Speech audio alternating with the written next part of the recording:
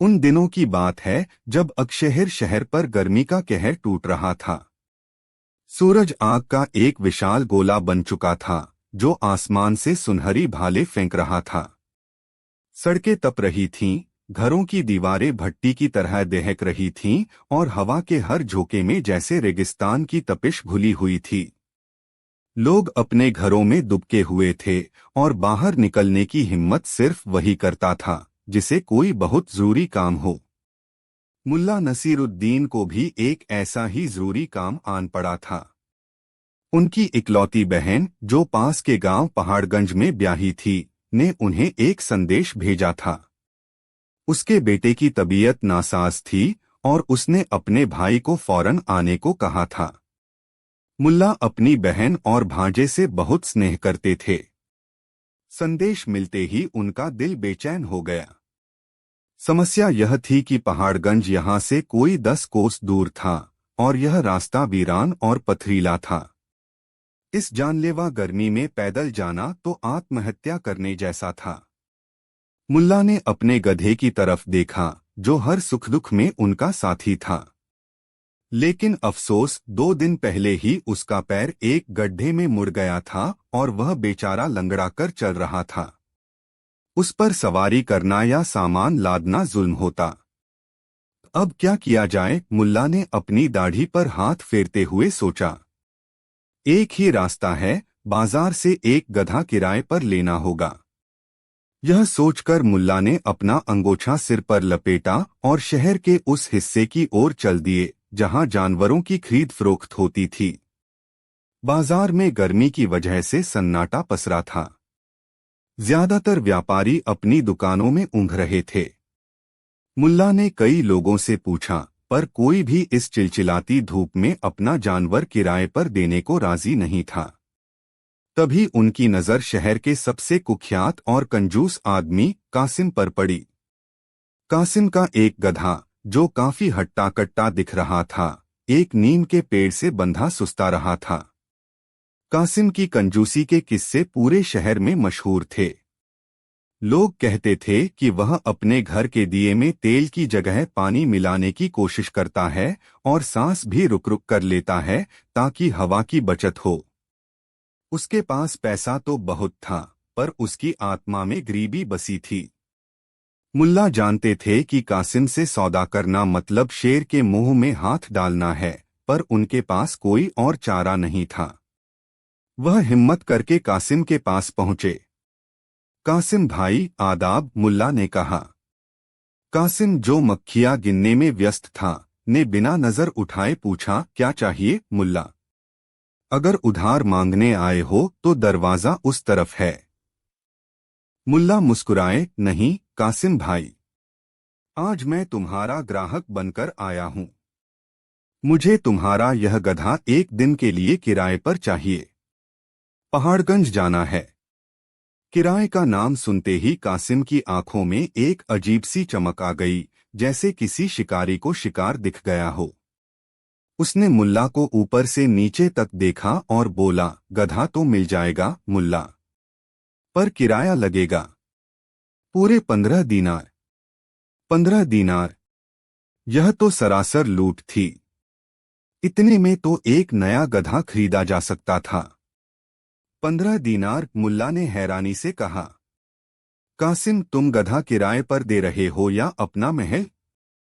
कुछ तो वाजिब दाम लगाओ। कासिम ने बड़ी चालाकी से कहा, मुल्ला तुम गर्मी देखो। इस मौसम में कोई अपने जानवर को घर से बाहर नहीं निकालता। जान का खतरा है। यह तो तुम मेरे दोस्त हो इसलिए 15 कह रहा हूं, वरना किसी और के लिए तो 20 से कम में बात ही न करता। मुल्ला को उसकी चालाकी समझ आ रही थी, पर उनकी मजबूरी थी। उन्होंने मोलभाव करने की कोशिश की। ठीक है, 10 दीनार दूंगा। न एक पैसा ज्यादा न एक पैसा कम। कासिम ने कुछ देर सोचने का नाटक किया। वह जानता था कि इस वक्त मुल्ला को गधे की सख्त जरूरत है। उसने एक मक्कार मुस्कान के साथ कहा, ठीक है मुल्ला, तुम्हारी दोस्ती का लिहाज करके मान लेता हूं। 10 दीनार में सौदा पक्का। तुम गधे को ले जा सकते हो। मुल्ला ने राहत की सांस ली। उन्होंने सोचा कि चलो, पहली बार कासिम ने इंसानियत दिखाई। उन्होंने 10 दीनार निकालकर कासिम के हाथ पर रखे और गधे की रस्सी पकड़ ली। 1 मिनट मुल्ला, कासिम ने पीछे से आवाज लगाई। मुल्ला रुके। अब क्या हुआ? कासिम ने अपनी उंगली उठाकर कहा, याद रखना, सौदा सिर्फ गधे का हुआ है। मुल्ला को उसकी बात अजीब लगी, पर उन्होंने ज्यादा ध्यान नहीं दिया। हाँ भाई, मुझे गधा ही चाहिए, उसकी आत्मा नहीं, यह कहकर वह अपने रास्ते पर चल दिए। कासिम उन्हें जाते हुए देखता रहा और उसकी आंखों में वही धूल चमक थी। सफर शुरू हुआ। दोपहर का वक्त था और सूरज ठीक सिर पर था। गर्म हवा के थपेड़े मुल्ला के चेहरे को झुलसा रहे थे। रास्ता सुनसान था और दूर दूर तक किसी पेड़ का नामो निशान नहीं था। गधा भी गर्मी से बेहाल धीरे धीरे कदम बढ़ा रहा था। लगभग 2 घंटे चलने के बाद मुल्ला की हालत खराब होने लगी। उनका गला प्यास से सूख रहा था और सिर चकरा रहा था। उन्होंने सोचा कि कहीं रुककर थोड़ा आराम कर लिया जाए, वरना वह बेहोश होकर गिर पड़ेंगे। लेकिन आराम करे कहाँ? चारों तरफ तपती हुई जमीन थी और दूर दूर तक कोई साया नहीं था। तभी उनकी नजर गधे की परछाई पर पड़ी।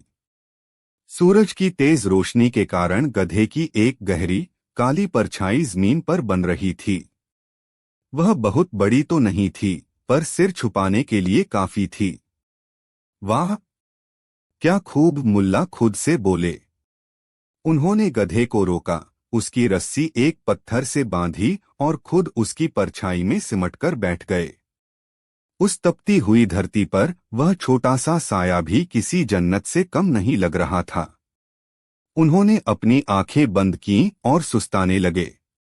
वह अभी आराम करना शुरू ही किए थे कि उन्हें किसी के आने की आहट सुनाई दी। उन्होंने आंखें खोलीं तो देखा कि उनके सामने कासिम खड़ा है और उसके चेहरे पर गुस्सा है। यह क्या हो रहा है मुल्ला? कासिम ने कड़क आवाज में पूछा।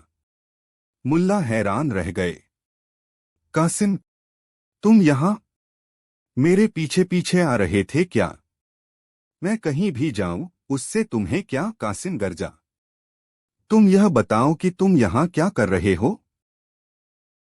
दिख नहीं रहा। आराम कर रहा हूं, मुल्ला ने शांति से जवाब दिया। कहाँ आराम कर रहे हो? कासिम ने जोर देकर पूछा। तुम्हारे गधे की परछाई में, मुल्ला ने कहा, जैसे यह कोई मामूली बात हो। बस इतना सुनना था कि कासिम आगब बूला हो गया। यही तो मैं कह रहा हूं। तुम्हें ऐसा करने की इजाजत किसने दी? उठो यहां से फौरन। मुल्ला को कुछ समझ नहीं आया। क्यों उठूं? मैंने गधा किराए पर लिया है। मैं इसके साथ कुछ भी करूं। कासिम हंसा, एक जहरीली हंसी। हाँ हाँ हाँ। मुल्ला, तुम कितने भोले हो। मैंने तुमसे क्या कहा था, याद है? सौदा सिर्फ गधे का हुआ है, उसकी परछाई का नहीं। यह परछाई गधे की है और गधा मेरा है, इसलिए यह परछाई भी मेरी है। तुमने मेरी मिल्कियत पर कब्जा किया है। अगर तुम्हें मेरी परछाई में बैठना है तो इसका किराया अलग से देना होगा। अब मुल्ला को सुबह वाली उसकी बात का मतलब समझ आया। याद रखना, सौदा सिर्फ गधे का हुआ है, यह कासिम की एक सोची समझी चाल थी। वह जानता था कि इस वीरान रास्ते पर मुल्ला को आराम के लिए साये की जरूरत पड़ेगी और तब वह अपनी इस शर्त का फायदा उठाएगा। मुल्ला ने कहा, यह बकवास है कासिम। गधे और उसकी परछाई को अलग कैसे किया जा सकता है? यह मेरी समस्या नहीं है, कासिम ने अकड़कर कहा। या तो परछाई का किराया दो या इस साये से बाहर निकलो और धूप में बैठो। कितना किराया? मुल्ला ने पूछा, यह देखने के लिए कि वह कितना लालची हो सकता है। कासिम ने अपनी उंगलियों पर हिसाब लगाया और बोला, 5 दीनार प्रति घंटा। मुल्ला का सिर घूम गया। यह तो दिनदहाड़े डकैती थी। उन्होंने कासिम को समझाने की बहुत कोशिश की, उसे दोस्ती का वास्ता दिया, इंसानियत की दुहाई दी, पर वह टस से मस नहीं हुआ। वह अपनी बात पर अड़ा था। मुल्ला समझ गए कि इस आदमी से बहस करना भैंस के आगे बीन बजाने जैसा है। वह चुपचाप परछाई से बाहर निकल आए और तपती धूप में आकर खड़े हो गए। कासिम विजी मुस्कान के साथ अपनी परछाई के पास खड़ा हो गया, जैसे कोई सिपाही अपनी जीती हुई जमीन की रक्षा कर रहा हो। मुल्ला कुछ देर चुपचाप खड़े रहे। उनका चेहरा पसीने से तर था, पर उनकी आंखों में गुस्से की जगह एक शरारती चमक तैरने लगी थी। उन्होंने कासिम को, गधे को और उसकी परछाई को गौर से देखा। उनके दिमाग में एक योजना आकार ले रही थी। वह कासिम की ओर मुड़े और बोले, ठीक है कासिम, तुम जीत गए, मैं हारा। परछाई तुम्हारी है, मैं तुम्हें इसका किराया दूंगा। कासिम की आंखें खुशी से चमक उठीं। तो निकालो 5 दीनार। हाँ हाँ देता हूं, मुल्ला ने कहा। लेकिन पहले मैं अपने किराए के गधे को थोड़ा पानी पिला दूं। यह कहकर मुल्ला गधे के पास गए और उसकी रस्सी खोल ली। फिर वह कासिम की ओर मुड़े और बोले, कासिम, मैंने तुमसे यह गधा आज शाम तक के लिए किराए पर लिया है न? हाँ बिल्कुल, कासिम ने कहा। और इस दौरान मैं इस गधे का मालिक हूं। मैं इसे जहां चाहूं ले जा सकता हूं, है न? मुल्ला ने अगला सवाल किया। हाँ हाँ ले जा सकते हो, पर मेरी परछाई से दूर रखना, कासिम ने चेतावनी दी। ओह तुम्हारी परछाई, मुल्ला ने ऐसे कहा जैसे उन्हें कुछ याद आया है। फिर उन्होंने एक अजीब काम किया। उन्होंने पास पड़ी एक सूखी टहनी उठाई और जोर से जमीन पर पड़ी उस परछाई पर मारी। चटाक! कासिम उछल पड़ा। यह क्या कर रहे हो? मेरी परछाई को क्यों मार रहे हो? मुल्ला ने मासूमियत से जवाब दिया, मैं तुम्हारी परछाई को नहीं, अपने गधे को हाँक रहा हूं। और फिर मुल्ला ने गधे को चलाना शुरू कर दिया। जैसे जैसे गधा आगे बढ़ता, उसकी परछाई भी साथ साथ खिसकती। कासिम, जो अपनी परछाई का मालिक था, उसे भी साये में रहने के लिए साथ साथ चलना पड़ा। मुल्ला अब गधे को तेज चलाने लगे। कासिम को भी तेज चलना पड़ा। फिर मुल्ला गधे को लेकर दौड़ने लगे। बेचारे कासिम को भी अपनी परछाई के साथ दौड़ना पड़ा। रुको मुल्ला, यह क्या पागलपन है? कासिम हांफते हुए चिल्लाया। मुल्ला रुके नहीं। उन्होंने गधे को गोल गोल घुमाना शुरू कर दिया। परछाई भी गोल गोल घूमने लगी। कासिम भी चक्कर घिन्नी की तरह गोल गोल घूमने लगा। अब मुल्ला ने अपनी असली चाल चली। उन्होंने गधे को रोका और फिर से उस टहनी से परछाई को पीटना शुरू कर दिया। भाग यहां से, निकल मेरी जमीन से, मुल्ला परछाई पर चिल्ला रहे थे। तुम्हारी हिम्मत कैसे हुई मेरे किराए के गधे का पीछा करने की? तुम उसे परेशान कर रही हो। कासिम बौखला गया। मुल्ला, होश में आओ। परछाई किसी का पीछा नहीं करती। वह तो गधे के साथ ही रहेगी।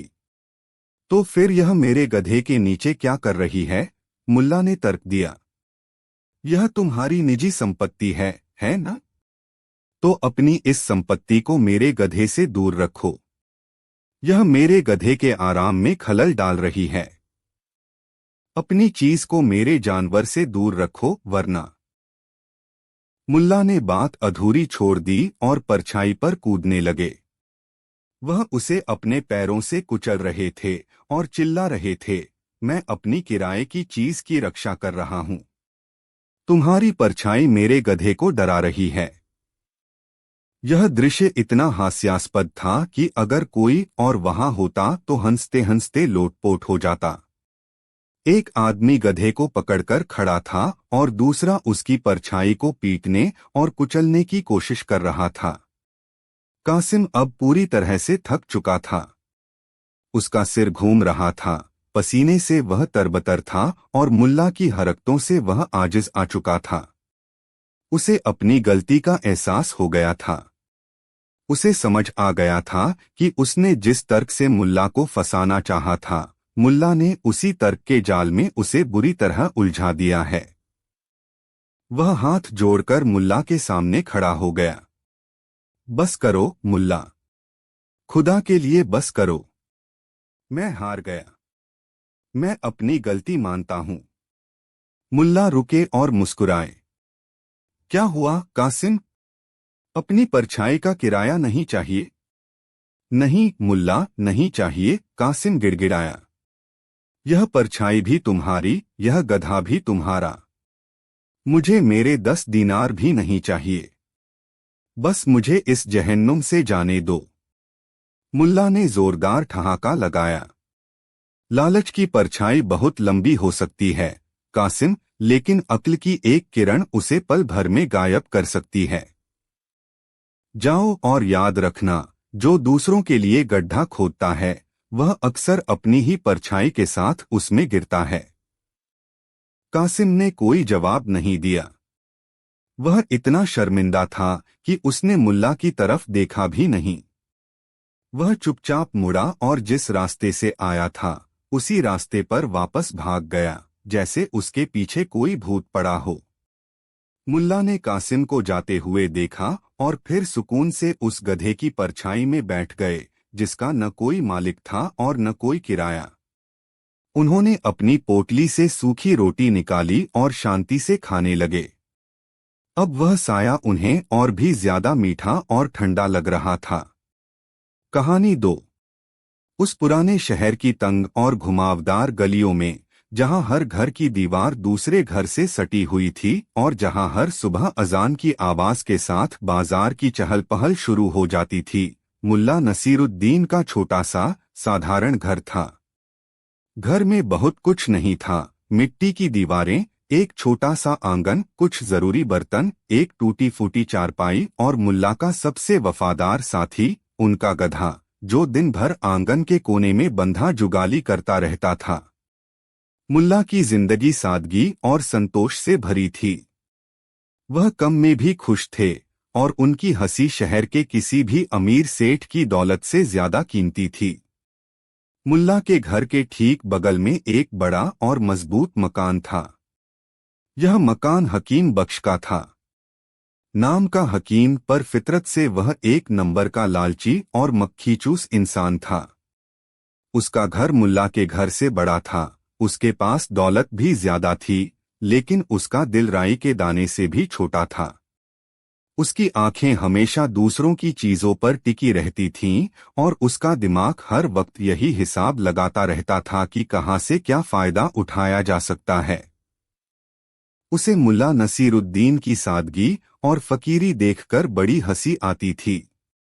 वह मुल्ला को दुनिया का सबसे बड़ा मूर्ख समझता था और हमेशा उसे नीचा दिखाने का कोई न कोई मौका ढूंढता रहता था।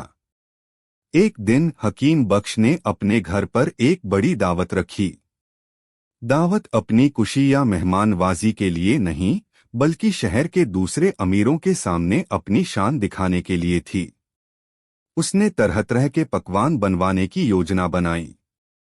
जब तैयारी शुरू हुई तो उसकी बीवी ने कहा, सुनिए जी, हमारे पास जो सबसे बड़ी देगची, बड़ा बर्तन है, वह इतने सारे लोगों का खाना बनाने के लिए छोटी पड़ेगी। हकीम बख्श चिंता में पड़ गया। नई देगची खरीदने का मतलब था कामकवाह का खर्चा।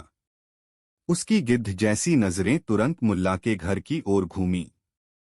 उसे याद आया कि मुल्ला के पास उसके पुरखों की एक बहुत बड़ी और पुरानी देगची है, जिसे मुल्ला कभी कभार ही इस्तेमाल करते हैं।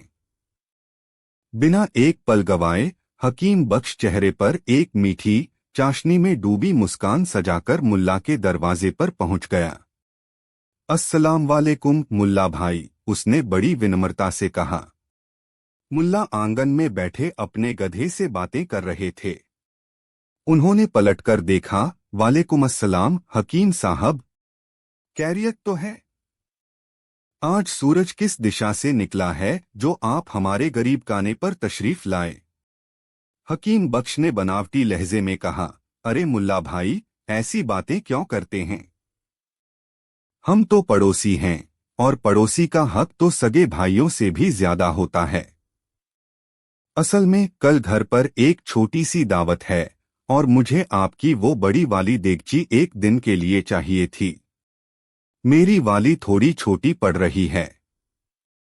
मुल्ला उसकी आंखों में छिपे लालच को साफ देख सकते थे, लेकिन उन्होंने कुछ जाहिर नहीं होने दिया। उन्होंने मुस्कुराते हुए कहा, अरे, इसमें पूछने की क्या बात है हकीम साहब, आप ले जाइए। पड़ोसी ही तो पड़ोसी के काम आता है। मुल्ला ने घर के अंदर से वह भारी भरकम तांबे की देगची निकाली और हकीम बख्श को दे दी। हकीम बख्श के चेहरे पर विजी मुस्कान थी। उसने मन ही मन सोचा, देखा कैसा उल्लू बनाया इस मूर्ख को। एक पैसा खर्च नहीं हुआ और काम भी बन गया। वह देगची लेकर अपने घर चला गया। दावत खत्म हुई। 2 दिन बीत गए, लेकिन हकीम बख्श ने देगची लौटाने की कोई जरूरत नहीं समझी। मुल्ला ने भी कुछ नहीं कहा। तीसरे दिन जब हकीम बख्श को लगा कि अब और देर करना ठीक नहीं, तो वह देगची लौटाने आया। जब मुल्ला ने देगची ली तो हकीम बख्श जाने के लिए मुड़ा। अरे रुकिए हकीम साहब, मुल्ला ने उसे पुकारा। आप अपनी चीज तो लेते जाइए। हकीम बख्श चौंक गया।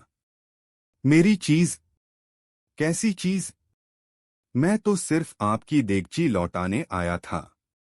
मुल्ला बड़ी गंभीरता से देगची के अंदर से एक छोटी सी नई देगची निकालते हुए बोले, यह लीजिए, आपकी अमानत। हकीम बख्श की आंखें हैरानी से फैल गईं। यह छोटी देगची किसकी है? यह तो मेरी नहीं है। मुल्ला ने बड़े भोलेपन से जवाब दिया, हकीम साहब, जब आपकी देगची मेरे घर पर थी तो कल रात इसने इस छोटी सी बच्ची को जन्म दिया है। अब माँ आपके पास थी तो बच्चा भी तो आपका ही हुआ न। इसे ले जाइए। यह सुनकर हकीम बख्श को पहले तो यकीन नहीं हुआ। भला एक बेजान धातु की देगची कैसे बच्चे को जन्म दे सकती है, उसने सोचा। लेकिन फिर उसकी लालची बुद्धि ने उसे समझाया, अरे, यह मुल्ला तो सचमुच का पागल है। जब मुफ्त में एक नई देगची मिल रही है तो बहस क्यों करना, चुपचाप ले लो। उसने अपने चेहरे पर हैरानी का भाव बनाए रखते हुए कहा, अल्लाह का करिश्मा है, मुझे तो यकीन ही नहीं हो रहा। ठीक है मुल्ला भाई, जैसी आपकी मर्जी। और वह खुशी खुशी दोनों देगचियां लेकर अपने घर चला गया। उसने अपनी बीवी को सारी कहानी सुनाई और दोनों मिलकर मुल्ला की मूर्खता पर खूब हंसे। अब हकीम बख्श के मन में लालच का एक नया कीड़ा कुलबुलाने लगा। उसने सोचा, अगर एक छोटी सी देगची एक बच्चे को जन्म दे सकती है तो कोई बड़ी और कीमती चीज तो और भी बड़ा फायदा देगी। उसकी नजरें फिर से मुल्ला के घर पर टिक गईं। इस बार उसकी नजर मुल्ला के गधे पर थी। यह गधा तगड़ा है, उसने सोचा। अगर मैं इसे कुछ दिनों के लिए ले आऊं तो क्या पता यह भी एक बच्चे को जन्म दे दे। एक गधे के साथ एक गधे का बच्चा मुफ्त, इससे अच्छा सौदा और क्या हो सकता है। अगले हफ्ते वह फिर से चेहरे पर वही मक्कारी भरी मुस्कान लिए मुल्ला के दरवाजे पर पहुंचा। मुल्ला भाई, एक बड़ी मदद चाहिए थी, उसने कहा। मुल्ला धूप में बैठे ऊँघ रहे थे।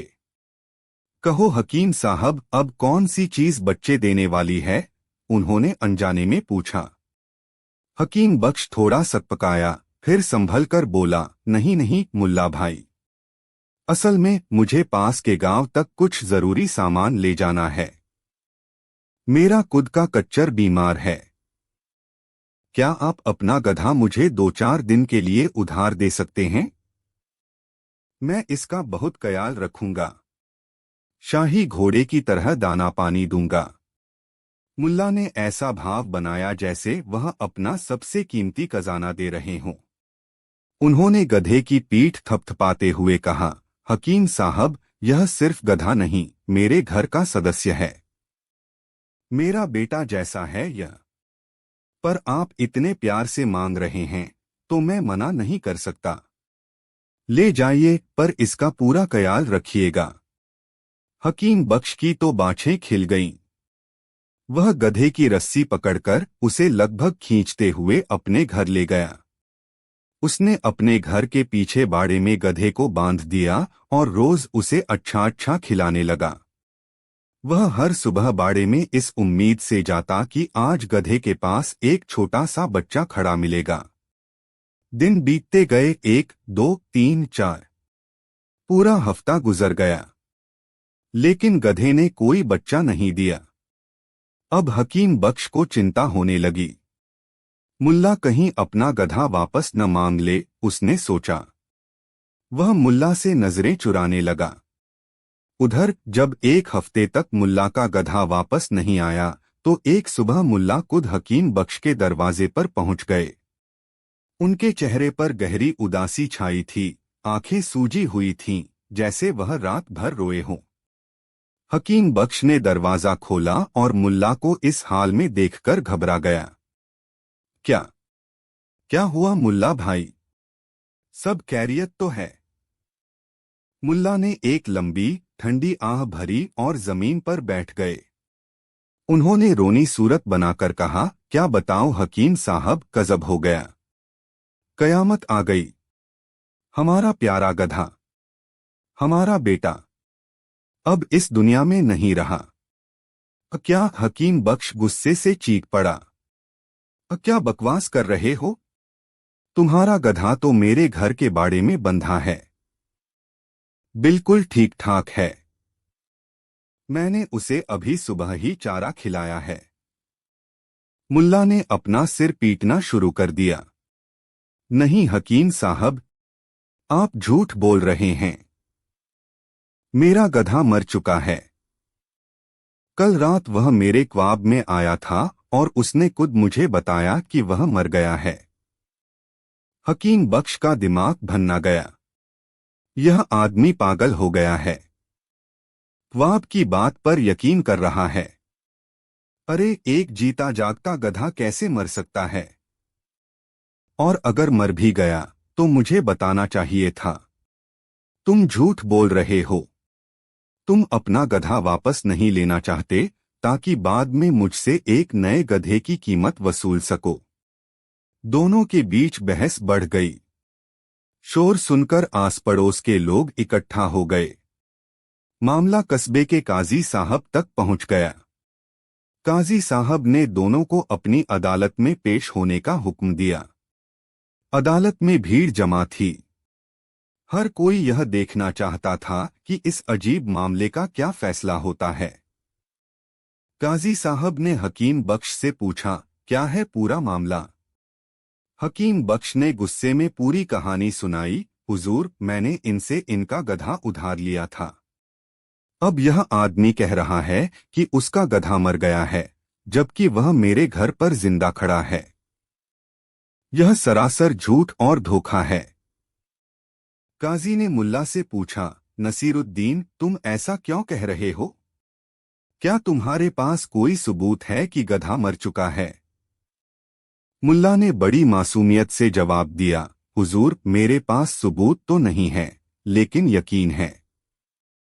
फिर वह हकीम बख्श की तरफ मुड़े और बोले, हकीम साहब, आप एक बहुत ही समझदार और पढ़े लिखे इंसान हैं। मैं आपसे बस एक छोटा सा सवाल पूछना चाहता हूं। पूछो, हकीम बख्श ने अकड़कर कहा। मुल्ला ने पूछा, कुछ हफ्ते पहले क्या आपने मुझसे मेरी बड़ी वाली देगची उधार ली थी? हाँ, ली थी, हकीम बख्श ने स्वीकार किया। मुल्ला ने फिर पूछा, और जब मैंने वह देगची आपको लौटाई तो क्या उसके साथ एक छोटी नई देगची भी थी? हकीम बख्श थोड़ा झिझका, फिर बोला, हाँ, थी।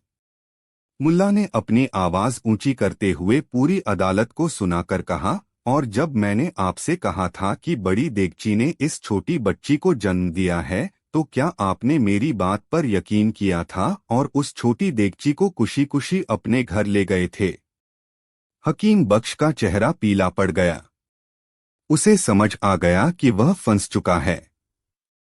वह चाहकर भी झूठ नहीं बोल सकता था, क्योंकि वह छोटी देगची अभी भी उसके घर पर थी। उसने धीरे से सिर हिलाया, हाँ, यकीन किया था। अब मुल्ला नसीरुद्दीन सीधे काजी साहब की ओर मुड़े और अपनी आवाज में बिजली जैसी कड़क भरकर बोले, हुजूर, मैं आपसे और इस भरी अदालत से पूछता हूँ, अगर यह समझदार हकीम साहब इस बात पर यकीन कर सकते हैं कि धातु का एक बेजान बर्तन एक बच्चे को जन्म दे सकता है, तो यह इस बात पर यकीन क्यों नहीं कर सकते कि एक जीता जागता, सांस लेता हुआ गधा मर भी सकता है? एक पल के लिए पूरी अदालत में सन्नाटा छा गया। फिर जैसे ही लोगों को मुल्ला की बात का गहरा मतलब समझ आया, एक जोरदार ठहाका गूंजा। काजी साहब भी अपनी हंसी नहीं रोक पाए। हकीम बख्श का चेहरा शर्म और अपमान से लाल हो गया था। उसे ऐसा महसूस हो रहा था जैसे जमीन फट जाए और वह उसमें समा जाए।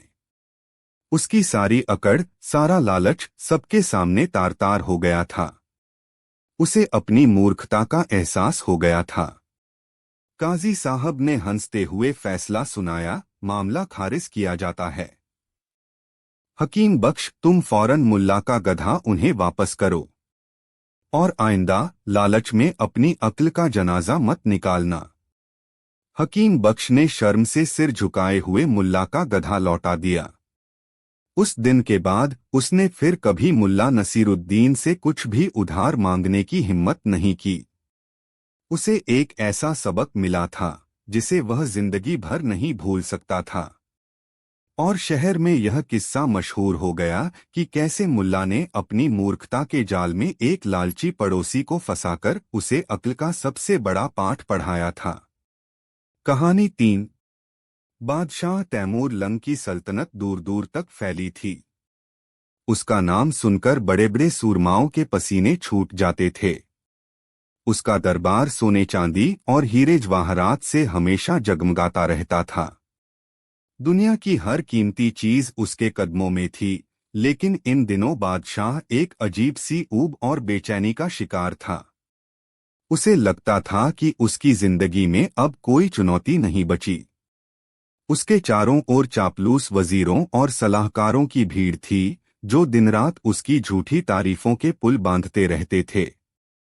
हर कोई उसे दुनिया का सबसे बुद्धिमान और शक्तिशाली शासक बताता था, और यह सुनते सुनते बादशाह के कान पक गए थे।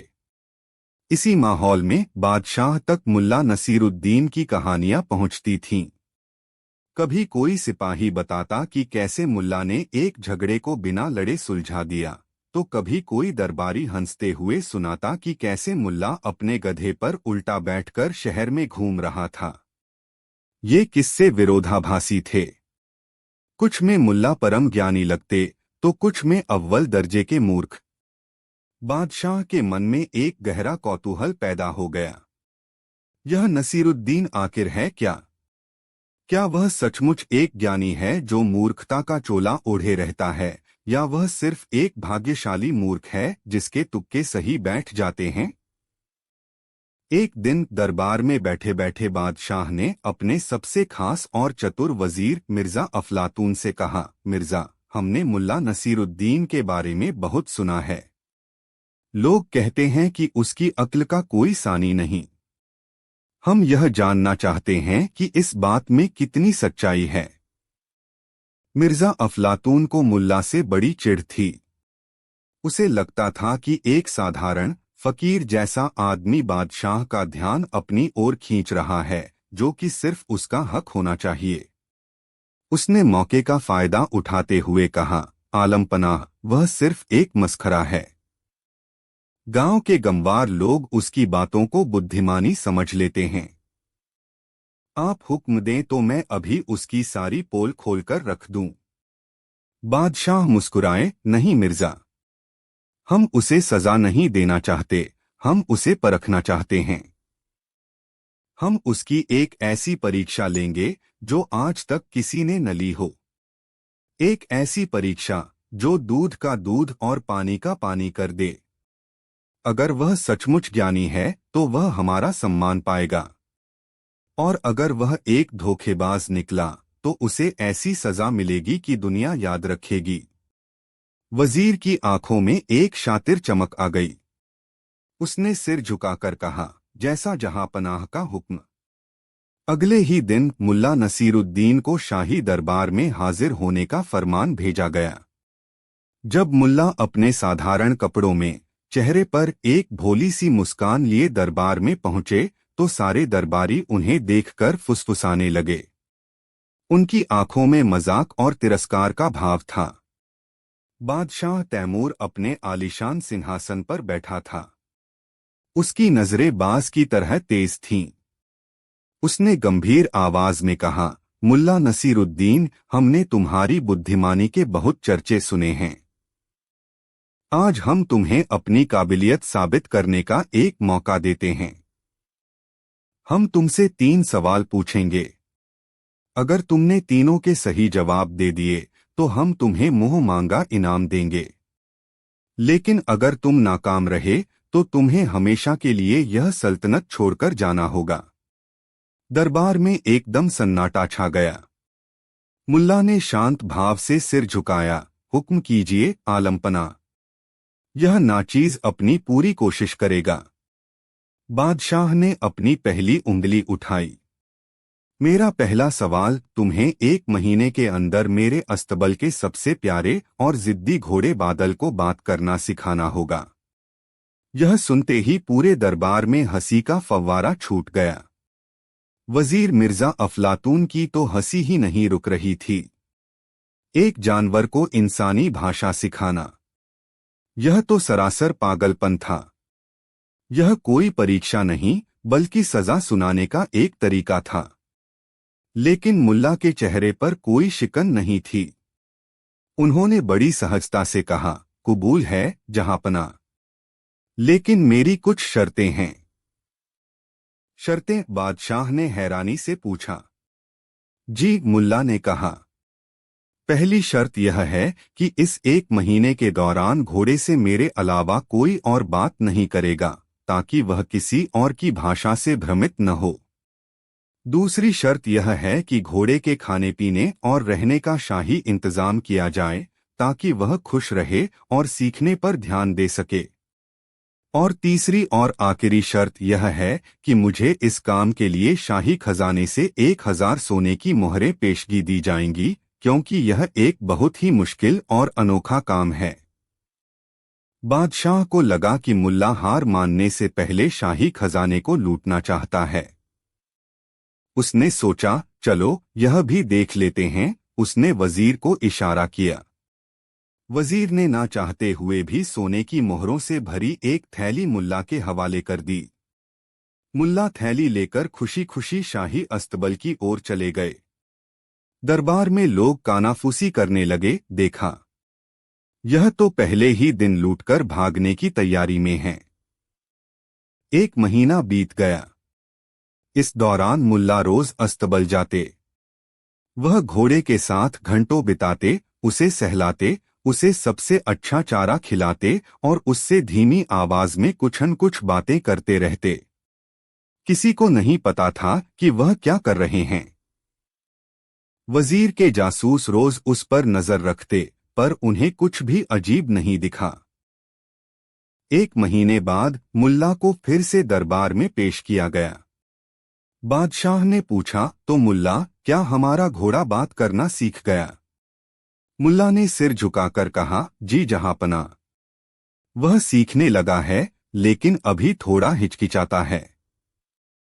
वह सिर्फ उसी से बात करता है जिसे वह पसंद करता है।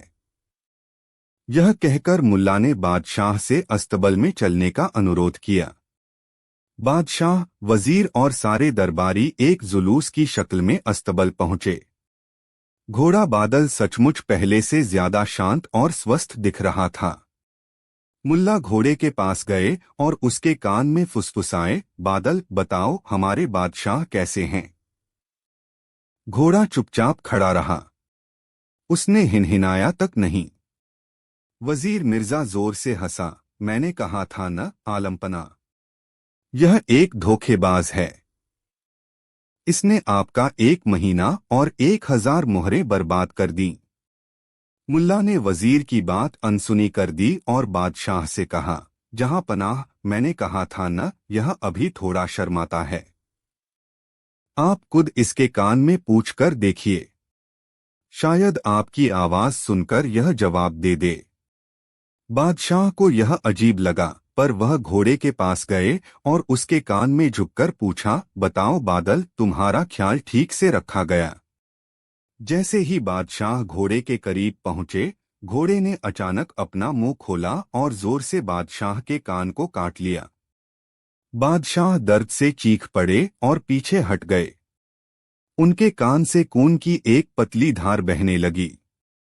दरबारी सन्न रह गए। शाही हकीम दौड़कर आए और बादशाह की मरहम पट्टी करने लगे। वजीर मिर्जा गुस्से से चिल्लाया, इस गुस्ताख को पकड़ लो, इसने बादशाह पर हमला करवाया है, इसकी गर्दन उड़ा दी जाए। सिपाही मुल्ला को पकड़ने के लिए आगे बढ़े, लेकिन बादशाह ने हाथ उठाकर उन्हें रोक दिया। उनके चेहरे पर गुस्से की जगह एक अजीब सी हैरानी थी। उन्होंने मुल्ला से पूछा, यह क्या था नसीरुद्दीन? मुल्ला ने बड़ी मासूमियत से जवाब दिया, माफी चाहता हूं जहांपना, असल में घोड़ा मुझसे यही कह रहा था। क्या कह रहा था? बादशाह ने पूछा। मुल्ला बोले, वह कह रहा था कि मैं एक जानवर हूं और जानवर ही रहना चाहता हूं, लेकिन अगर किसी ने मुझे दोबारा इंसानी भाषा सिखाने की कोशिश की तो मैं उसे काट खाऊंगा। लगता है वह अपनी बात का बहुत पक्का है। यह सुनकर बादशाह का गुस्सा हवा हो गया और वह जोर जोर से हंसने लगे। उन्हें समझ आ गया कि मुल्ला ने न सिर्फ एक असंभव काम से अपनी जान बचाई, बल्कि उन्हें एक गहरा सबक भी सिखा दिया कि हर किसी को उसकी प्रकृति के अनुसार ही रहने देना चाहिए। उन्होंने अपनी हार मान ली। ठीक है मुल्ला, बादशाह ने हंसते हुए कहा, तुम पहला सवाल जीत गए। अब सुनो मेरा दूसरा सवाल। तुम्हें कल सुबह तक मेरे लिए एक ऐसा तोहफा लाना है जो स्वर्ग से आया हो। दरबार में फिर से कानाफूसी शुरू हो गई। यह सवाल पहले से भी ज्यादा मुश्किल था। स्वर्ग से कोई चीज कैसे लाई जा सकती थी? वजीर मिर्जा मन ही मन खुश हो रहा था। उसे लगा कि इस बार मुल्ला का बचना नामुमकिन है। मुल्ला ने एक पल सोचा और कहा, कबूल है आलमपनाह, और दरबार से चले गए। अगली सुबह पूरा दरबार मुल्ला का इंतजार कर रहा था। सब देखना चाहते थे कि मुल्ला क्या लेकर आता है। सूरज की पहली किरण के साथ ही मुल्ला दरबार में हाजिर हुए। उनके हाथ में एक छोटा सा मिट्टी का पिंजरा था, जिसे उन्होंने एक कपड़े से ढका हुआ था। बादशाह ने पूछा, क्या तुम ले आए स्वर्ग का तोहफा? मुल्ला ने सिर हिलाया और पिंजरे को बादशाह के सामने रख दिया। जी आलमपना। सबकी नजरें उस पिंजरे पर टिक गईं। बादशाह ने इशारा किया। मुल्ला ने धीरे से पिंजरे के ऊपर से कपड़ा हटाया। अंदर एक छोटा सा प्यारा सा बुलबुल बैठा था, जो अपनी सुरीली आवाज में चहचहा रहा था। उसकी आवाज इतनी मीठी थी कि पूरे दरबार में जादू सा छा गया। बादशाह मुस्कुराए, यह बुलबुल बहुत खूबसूरत है मुल्ला, पर तुम यह कैसे साबित करोगे कि यह स्वर्ग से आया है? मुल्ला ने जवाब दिया, जहांपनाह, कल जब आपने हुक्म दिया तो मैं बहुत परेशान हो गया। मैं पूरी रात जागता रहा और खुदा से दुआ करता रहा। सुबह होने से ठीक पहले मेरे आंगन में एक फरिश्ता उतरा। उसने मुझे यह बुलबुल देते हुए कहा कि यह जन्नतुल फिरदौस, स्वर्ग का सबसे ऊंचा बाग का पक्षी है। वजीर मिर्जा को मौका मिल गया। वह जोर से बोला, झूठ! यह सरासर झूठ बोल रहा है। कोई फरिश्ता नहीं आया। इसने यह बुलबुल किसी बाजार से खरीदा होगा। मैं इसे अभी साबित कर सकता हूं। कैसे? बादशाह ने पूछा। वजीर ने आत्मविश्वास से कहा, स्वर्ग की भाषा अरबी है। अगर यह बुलबुल सच में स्वर्ग से आया है तो इसे अरबी समझनी चाहिए। मैं इससे अरबी में कुछ पूछूंगा। यह कहकर वजीर पिंजरे के पास गया और अरबी भाषा में बुलबुल से कुछ कहने लगा।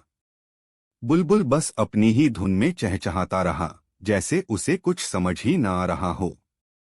वजीर विजी भाव से मुस्कुराया, देखा आलमपना, यह एक मामूली परिंदा है। यह धोखेबाज फिर से झूठ बोल रहा है। मुल्ला ने शांत भाव से कहा, वजीर साहब, आपकी बात में दम है, लेकिन एक छोटी सी गलती हो गई। कैसी गलती? वजीर ने अकड़कर पूछा।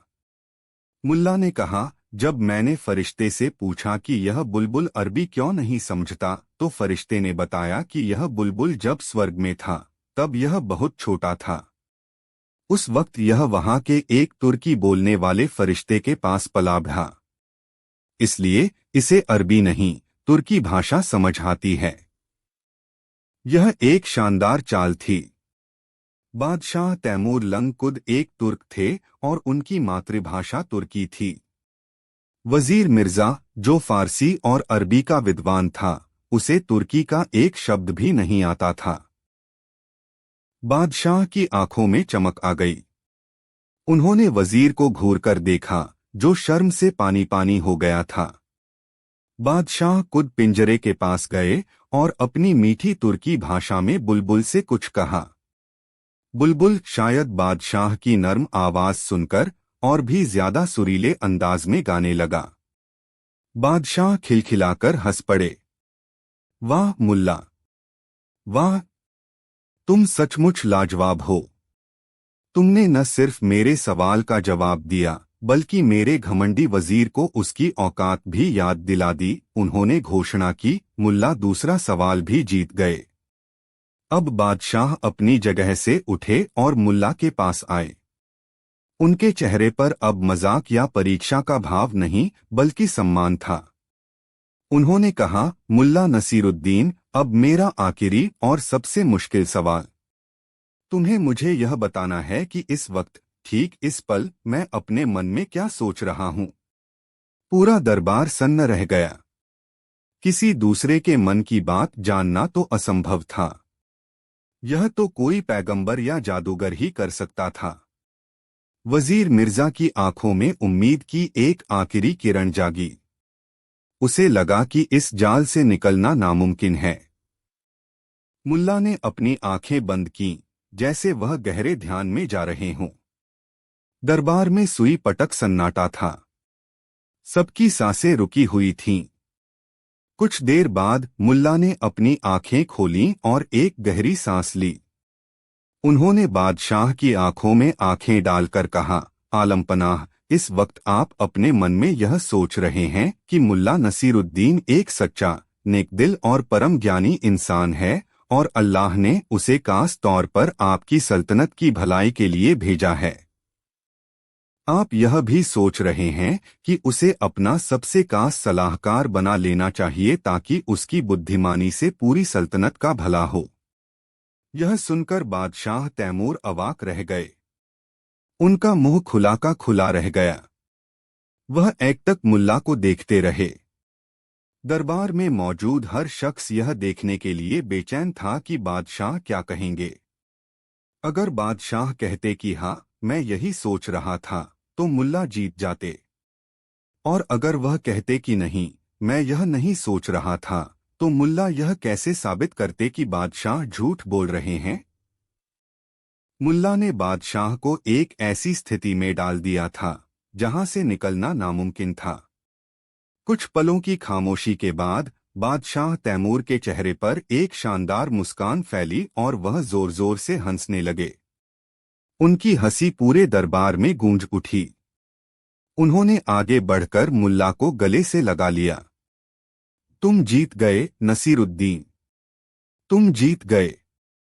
तुम न सिर्फ मेरे सवालों के जवाब जीते हो, बल्कि तुमने मेरा दिल भी जीत लिया है। तुम्हारी जगह सल्तनत से बाहर नहीं, बल्कि मेरे बगल में इस सिंहासन के पास है। उस दिन के बाद मुल्ला नसीरुद्दीन बादशाह तैमूर के सबसे प्रिय और सम्मानित सलाहकार बन गए। और वजीर मिर्जा अफलातून को यह समझ आ गया कि सच्ची बुद्धिमानी किताबों या पद में नहीं, बल्कि समझ और हाजिर जवाबी में होती है। यह कहानी पूरी सल्तनत में मशहूर हो गई कि कैसे बादशाह ने मुल्ला की परीक्षा लेनी चाहिए, पर अंत में मुल्ला ने अपनी अक्ल से खुद बादशाह की ही परीक्षा ले ली। कहानी 4। अक्षहर शहर अपनी रफ्तार से जी रहा था। बाजारों में चहल पहल थी, गलियों में बच्चे शोर मचा रहे थे और घरों में जिंदगी अपनी धीमी गति से पक रही थी। इसी शहर की एक शांत गली में दो घर एक दूसरे से सटे हुए थे। एक घर था मुल्ला नसीरुद्दीन का, छोटा, सादा, जिसके आंगन में एक अनार का पेड़ और कुछ गेंदे के पौधे थे। घर में जरूरत से ज्यादा कुछ नहीं था, पर जो था उसमें एक अजीब सा सुकून था। दूसरा घर था करीम बख्श का। करीम मुल्ला का पड़ोसी था। उसका घर मुल्ला के घर से बड़ा और ज्यादा भरा पूरा था। बाहर से देखने में वह एक संपन्न आदमी लगता था, लेकिन अंदर से उसकी आत्मा दरिद्रता की मारी थी।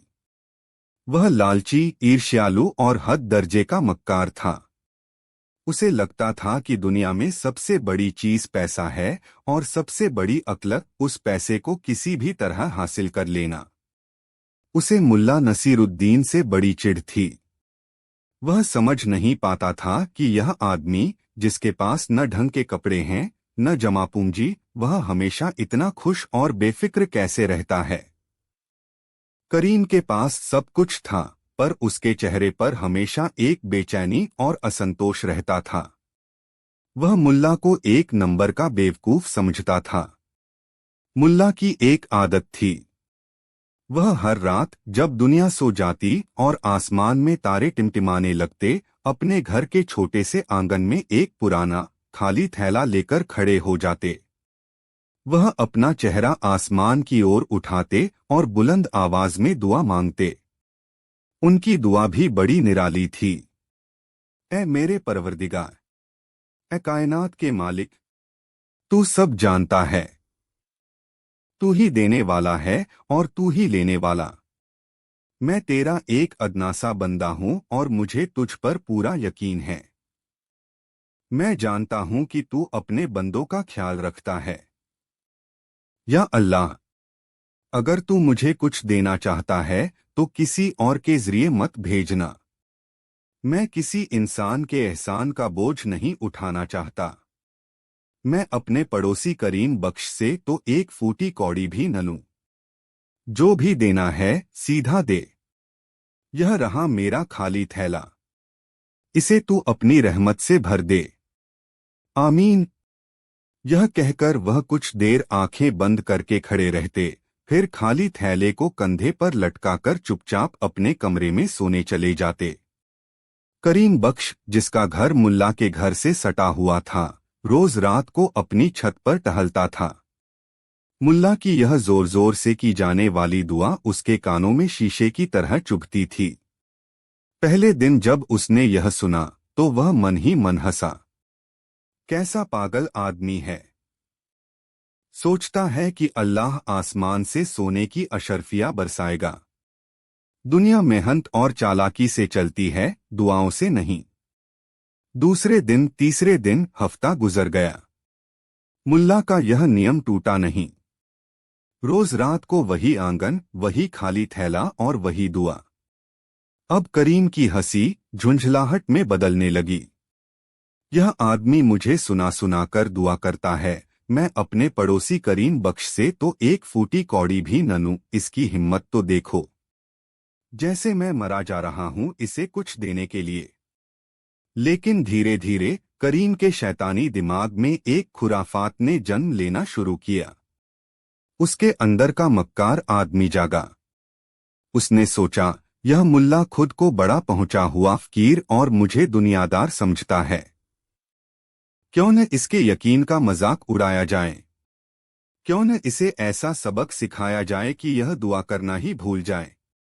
मैं साबित करूंगा कि अल्लाह वल्लाह कुछ नहीं देते हैं तो करीम बख्श जैसे चालाक लोग, और वह भी सिर्फ बेवकूफ बनाने के लिए। एक शातिर योजना उसके दिमाग में पकने लगी। उसकी आंखों में एक दुष्ट चमक आ गई। उसने फैसला किया कि वह मुल्ला की इस अंधभक्ति का पर्दाफाश करेगा। अगले कुछ दिन करीम ने बड़ी तैयारी की। उसने अपने संदूक से एक छोटी सी थैली निकाली। फिर उसने अपने उस खजाने को खोला जिसे वह अपनी जान से ज्यादा अजीज रखता था। सोने की अशर्फियों का ढेर। उसने बड़ी हिचकिचाहट और दर्द के साथ 100 अशर्फियां गिनी। हर सिक्का गिनते हुए उसका दिल बैठा जा रहा था।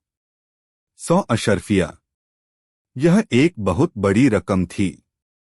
लेकिन फिर वह सोचता, इस बेवकूफ मुल्ला को जलील करने का जो मजा आएगा वह इन 100 अशर्फियों से कहीं ज्यादा कीमती है। मैं यह पैसा वापस तो ले ही लूंगा, पर पहले उसे पूरी दुनिया के सामने बेवकूफ तो बना दूं। उसने वे 100 अशर्फियां उस छोटी थैली में भरी और उसे कसकर बांध दिया। अब उसे बस सही मौके का इंतजार था। वह रात आ ही गई। आसमान में घने बादल छाए हुए थे और हवा थोड़ी तेज थी, जो किसी भी हल्की फुल्की आवाज को दबाने के लिए काफी थी। करीम चुपके से अपनी छत पर चढ़ गया। उसकी छत और मुल्ला का आंगन इतने पास थे कि वह आसानी से नीचे देख सकता था। उसने मुल्ला के आंगन में उस जगह को ध्यान से देख लिया जहां मुल्ला रोज खड़ा होता था। उसके हाथ में अशर्फियों की भारी थैली थी और उसका दिल जोर जोर से धड़क रहा था, जैसे वह कोई जंग लड़ने जा रहा हो। ठीक अपने वक्त पर मुल्ला नसीरुद्दीन घर से बाहर निकले। उनके हाथ में वही पुराना खाली थैला था। वह अपनी रोज की जगह पर खड़े हुए आसमान की तरफ देखा और अपनी दुआ शुरू की। ऐ मेरे परवरदिगार। छत पर दुबका करीम अपनी सांस रोके हुए था। वह इंतजार कर रहा था। मैं किसी इंसान के एहसान का बोझ नहीं उठाना चाहता। मैं अपने पड़ोसी करीम बख्श से तो एक फूटी कौड़ी भी न लूं। बस यही वह पल था। जैसे ही मुल्ला ने यह जुमला कहा, करीम ने निशाना साधा और अशर्फियों से भरी थैली नीचे गिरा दी। थप्प! एक भारी आवाज के साथ वह थैली सीधा मुल्ला के खुले हुए थैले के अंदर जा गिरी। मुल्ला एक पल को ठिठके। उन्होंने अपने थैले में वजन महसूस किया।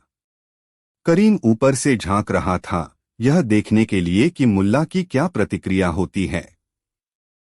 वह सोच रहा था कि मुल्ला हैरान होगा, चिल्लाएगा, इधर-उधर देखेगा।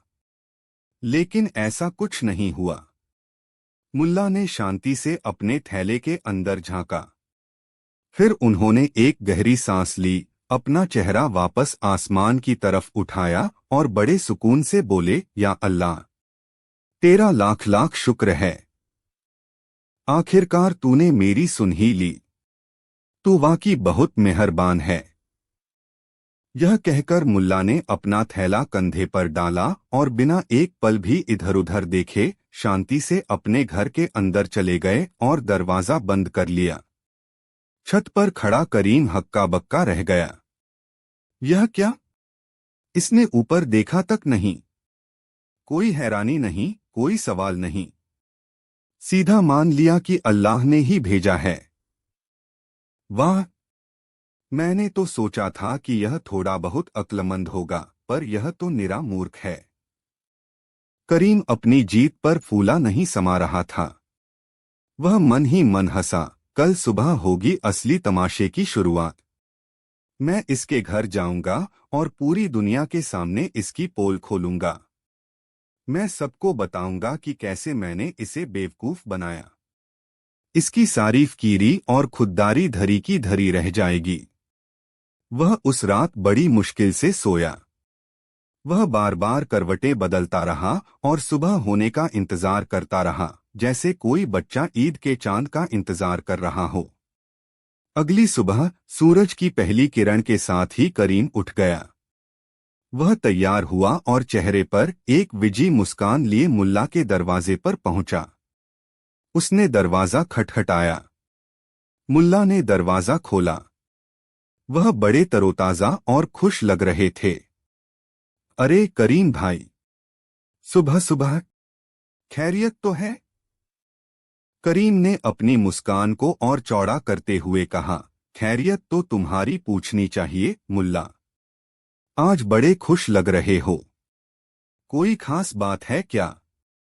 मुल्ला ने मुस्कुराते हुए कहा, हाँ करीम भाई, अल्लाह बड़ा कारसाज है। उसने कल रात मेरी दुआ कबूल कर ली। करीम को लगा अब सही वक्त है।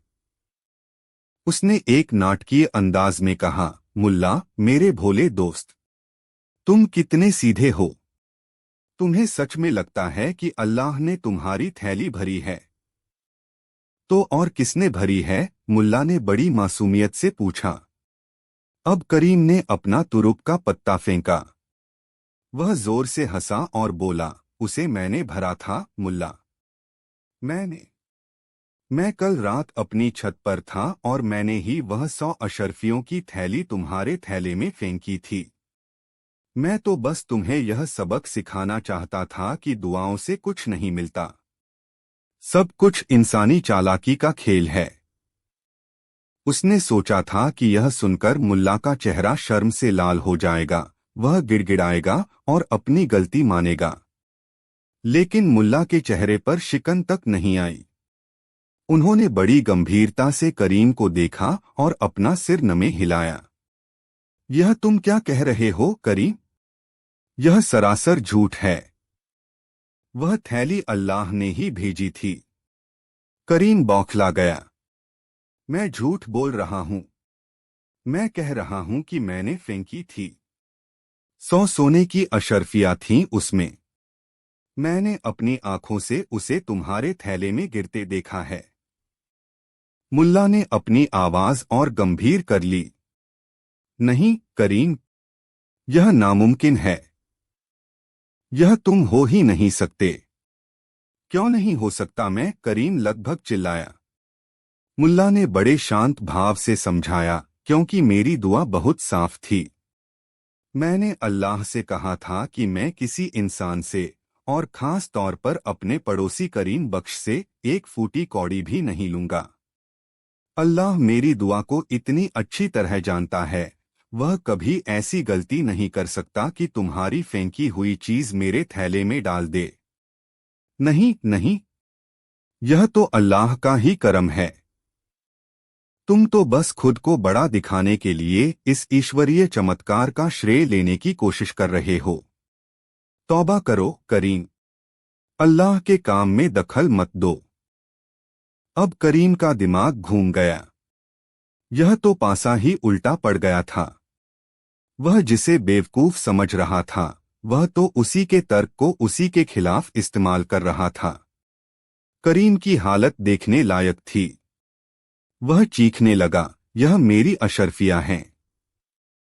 मैंने फेंकी हैं। मुझे मेरी अशर्फियां वापस करो। मुल्ला ने दुखी होने का नाटक करते हुए कहा, लाहौल विला कुव्वत। अब तुम अल्लाह की दी हुई नेमत को अपना बता रहे हो? यह तो कुफ्र है। मैं तुम्हें एक दाना भी नहीं दे सकता। यह अल्लाह का माल है और यह उसी के बंदों पर खर्च होगा। झगड़ा बढ़ गया। करीम ने गली में तमाशा खड़ा कर दिया। शोर सुनकर लोग इकट्ठा होने लगे। करीम सबके सामने चिल्ला रहा था, इसने मेरी 100 अशर्फियां चुरा ली हैं। यह धोखेबाज है। मुल्ला शांति से कह रहे थे, यह आदमी पागल हो गया है। यह अल्लाह के चमत्कार को अपनी करतूत बता रहा है। मामला इतना बढ़ गया कि लोगों ने सलाह दी कि इसे काजी के पास ले जाया जाए। दोनों काजी की अदालत में पेश हुए। काजी साहब ने पूरा माजरा सुना। करीम ने अपना पक्ष रखा। हुजूर, मैंने इस आदमी को सबक सिखाने के लिए अपनी छत से 100 अशर्फियों की थैली इसके थैले में फेंकी। अब यह मान ही नहीं रहा और कह रहा है कि यह अल्लाह ने दी हैं। यह मेरा पैसा है, मुझे वापस दिलाया जाए। काजी ने मुल्ला से पूछा, मुल्ला तुम्हारा क्या कहना है?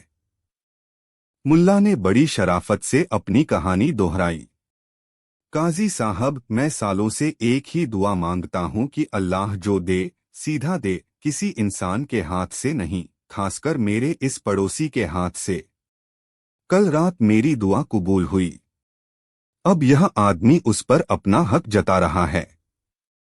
आप ही बताइए, क्या अल्लाह इतना नासमझ हो सकता है कि वह मेरी दुआ के खिलाफ जाकर इस आदमी के फेंके हुए पैसे मुझे दे दे? यह तो अल्लाह की तौहीन है। काजी साहब भी चक्कर में पड़ गए। कोई गवाह नहीं था। यह एक आदमी के यकीन और दूसरे आदमी के दावे के बीच का मामला था। काजी ने करीम से आखिरी बार पूछा, करीम, क्या तुम कुरान पर हाथ रखकर यह कसम खा सकते हो कि तुमने जानबूझकर अपनी मर्जी से वह अशरफियों की थैली मुल्ला के थैले में फेंकी थी? करीम अपनी चालाकी साबित करने के लिए इतना उतावला था कि उसने एक पल भी नहीं सोचा। उसे लगा कि कसम खाने से उसकी बात सच साबित हो जाएगी। वह फौरन बोला, हाँ हुजूर, मैं कसम खाता हूँ, मैंने ही फेंकी थी, मैंने। यह सुनते ही काजी साहब मुस्कुराए। उन्होंने अपना फैसला सुनाया। मामला साफ है। करीम ने कसम खाकर यह स्वीकार कर लिया है कि उसने अपनी मर्जी से बिना किसी दबाव के अपनी 100 अशरफियां मुल्ला नसीरुद्दीन को दी। शरीयत के अनुसार अपनी मर्जी से दिया गया तोहफा या दान वापस नहीं लिया जा सकता। इसलिए ये 100 अशरफियां अब कानूनी तौर पर मुल्ला नसीरुद्दीन की हैं। मुकदमा खारिज किया जाता है। फैसला सुनते ही करीम के पैरों तले जमीन खिसक गई। वह वहीं जमीन पर धड़ाम से बैठ गया। उसने अपनी ही चालाकी के जाल में फंसकर अपनी 100 अशरफियां भी गंवाई और पूरे शहर के सामने जलील भी हुआ। मुल्ला नसीरुद्दीन ने वे 100 अशरफियां जरूरतमंदों और गरीबों में बांट दीं। उस दिन के बाद करीम बख्श ने कभी अपनी छत से मुल्ला की दुआ नहीं सुनी। और मुल्ला ने, उन्होंने अपनी आदत नहीं बदली। वह आज भी रात को उसी आंगन में उसी खाली थैले के साथ खड़े होते और बुलंद आवाज में दुआ मांगते, लेकिन अब उनकी दुआ में एक जुमला और जुड़ गया था, या अल्लाह, और उस शैतान को भी सही रास्ता दिखा जो तेरी रहमत को अपनी चालाकी समझता है। आमीन। कहानी 5। अनातोलिया के उस पुराने शहर अक्सेहर की गलियों में जब दोपहर की धूप सुनहरी चादर की तरह बिछ जाती तो जिंदगी थोड़ी सुस्ताने लगती। व्यापारी अपनी दुकानों के किवाड़ आधे बंद कर लेते, बच्चे पेड़ों की छाह में खेलने चले जाते और बड़े बुजुर्ग किसी चबूतरे पर बैठकर जिंदगी के गुजरे पलों को याद करते। इसी शहर के एक छोर पर एक छोटे से लेकिन साफ सुथरे घर में रहते थे मुल्ला नसीरुद्दीन। उनकी दुनिया छोटी थी पर सोच आसमान से भी बड़ी थी। उनके पास एक वफादार गधा, एक समझदार बेगम और हर मुश्किल को हंसी में उड़ा देने की नायाब कला थी। मुल्ला के घर के ठीक सामने शहर के सबसे अमीर और कंजूस सेठ करीम सेठ की एक विशाल हवेली थी। हवेली के आंगन में एक पुराना घना अखरोट का पेड़ था जिसकी शाखाएं दीवार लांघकर सड़क पर आ गई थीं। गर्मियों में जब सूरज आग उगलता तो उस पेड़ की घनी शीतल छाया सड़क पर चलने वालों के लिए किसी नहीं थी। मुल्ला नसीरुद्दीन अक्सर अपनी दोपहर इसी छाया में बिताते। कभी कोई किताब पढ़ते, कभी आते जाते लोगों से बतियाते, तो कभी बस आंखें मूंदकर अपने गधे के साथ सुस्ताते। यह उनकी दिनचर्या का एक सुकून भरा हिस्सा था। एक दिन करीम सेठ अपनी हवेली की छत पर टहल रहा था। उसकी गिद्ध जैसी नजरें नीचे सड़क पर आराम फरमा रहे मुल्ला पर पड़ी। सेठ के दिमाग में लालच का कीड़ा कुलबुलाया। उसने सोचा, यह पेड़ मेरा है। इसकी लकड़ी मेरी, इसके फल मेरे, तो इसकी छाया भी तो मेरी ही हुई। यह मुल्ला मुफ्त में मेरी जायदाद का इस्तेमाल कर रहा है, क्यों न इस छाया का भी किराया वसूला जाए। यह ख्याल आते ही उसकी आंखों में चमक आ गई। वह तुरंत नीचे उतरा और अकड़कर मुल्ला के पास पहुंचा। मुल्ला नसीरुद्दीन सेठ की आवाज में शहद में लिपटी कड़वाहट थी। मुल्ला ने धीरे से आंखें खोलीं। कहिए सेठ जी, आज इस फकीर की कैसे याद आ गई? सेठ ने अपनी छाती चौड़ी करते हुए कहा, मुल्ला, तुम रोजाना मेरे पेड़ की छाया का आनंद लेते हो। यह पेड़ मेरी जमीन पर है, इसलिए इसकी छाया पर भी मेरा हक है। आज से तुम्हें इस छाया में बैठने का किराया देना होगा। मुल्ला ने एक पल के लिए सेठ को देखा, फिर पेड़ की छाया को और फिर आसमान में चमकते सूरज को। उनके चेहरे पर एक हल्की सी मुस्कान तैर गई। आसपास खड़े कुछ लोग भी सेठ की यह अजीब मांग सुनकर हैरान थे। मुल्ला ने बड़ी शांति से कहा, सेठ जी, आपकी बात में दम तो है। पेड़ आपका तो छाया भी आपकी। बताइए, क्या किराया लेंगे इस शीतल छाव का? सेठ को लगा कि उसकी जीत हो गई। उसने घमंड से कहा, रोज का एक चांदी का सिक्का। यह सुनकर वहां मौजूद लोग कानाफूसी करने लगे। एक चांदी का सिक्का, सिर्फ थोड़ी देर छाया में सुस्ताने के लिए? यह तो सरासर लूट थी। लेकिन मुल्ला शांत थे। उन्होंने कहा, ठीक है सेठ जी, सौदा मंजूर है। मैं आपको रोज एक चांदी का सिक्का दूंगा। सेठ करीम फूला नहीं समाया। उसने सोचा कि मुल्ला कितना बड़ा मूर्ख है जो इतनी आसानी से मान गया। उस दिन से यह अजीब सिलसिला शुरू हो गया। मुल्ला रोज दोपहर में आते, छाया में बैठते और शाम ढलने से पहले करीम सेठ के हाथ पर एक चांदी का सिक्का रखकर चले जाते। सेठ हर रोज सिक्का लेते हुए मन ही मन हंसता और मुल्ला की बेवकूफी का मजाक उड़ाता। शहर में यह बात आग की तरह फैल गई। छाया का सौदा लोगों के बीच चर्चा का विषय बन गया। कुछ लोग मुल्ला को समझाते कि यह अन्याय है, लेकिन मुल्ला बस मुस्कुरा देते और कहते, सौदा तो सौदा होता है। समय बीतता गया। जैसे जैसे दिन गुजरते, सूरज आसमान में अपना रास्ता बदलता। अब पेड़ की छाया सुबह के वक्त सेठ की हवेली के आंगन में और दोपहर ढलने के बाद सड़क के दूसरी तरफ मुल्ला के घर के आंगन में पड़ने लगी थी। एक दोपहर जब पेड़ की छाया पूरी तरह से मुल्ला के घर के आंगन को ढक रही थी, मुल्ला नसीरुद्दीन सीधे करीम सेठ की हवेली पहुंचे। सेठ अपने बही खातों में उलझा हुआ था। इस सेठ जी, किराया, मुल्ला ने आवाज लगाई। सेठ ने बिना नजर उठाए कहा, लाओ रख दो यहां। मुल्ला ने कहा, सेठ जी, आज किराया आपको देना है, मुझे नहीं। सेठ ने चौंक कर सिर उठाया। क्या बकवास कर रहे हो मुल्ला? किराया तो तुम दोगे। मुल्ला ने बड़ी गंभीरता से कहा, सेठ जी, हमारा सौदा छाया का हुआ था। पेड़ आपका है, लेकिन आज सुबह से आपकी छाया मेरे घर के आंगन में आराम फरमा रही है। सौदे के मुताबिक अब किराया देने की बारी आपकी है। मेरे आंगन की छाया का किराया निकालिए 2 चांदी के सिक्के। करीम सेठ का मुंह खुला का खुला रह गया। उसे लगा जैसे किसी ने उसके सिर पर हथौड़ा मार दिया हो। यह क्या पागलपन है? तुम मेरी ही छाया का किराया मुझसे मांग रहे हो, वह गुस्से से चिल्लाया। मुल्ला ने कंधे उचकाए। क्यों नहीं? जब आपकी छाया मेरी जमीन पर थी तो मैंने किराया दिया। अब आपकी छाया मेरी जमीन पर है तो आप किराया दीजिए। सौदा तो बराबरी का होना चाहिए। सेठ आगब बूला हो गया। मैं कोई किराया विराया नहीं दूंगा। दफा हो जाओ यहां से। मुल्ला ने शांति से कहा, सेठ जी, आप सौदा तोड़ रहे हैं। यह तो अन्याय है।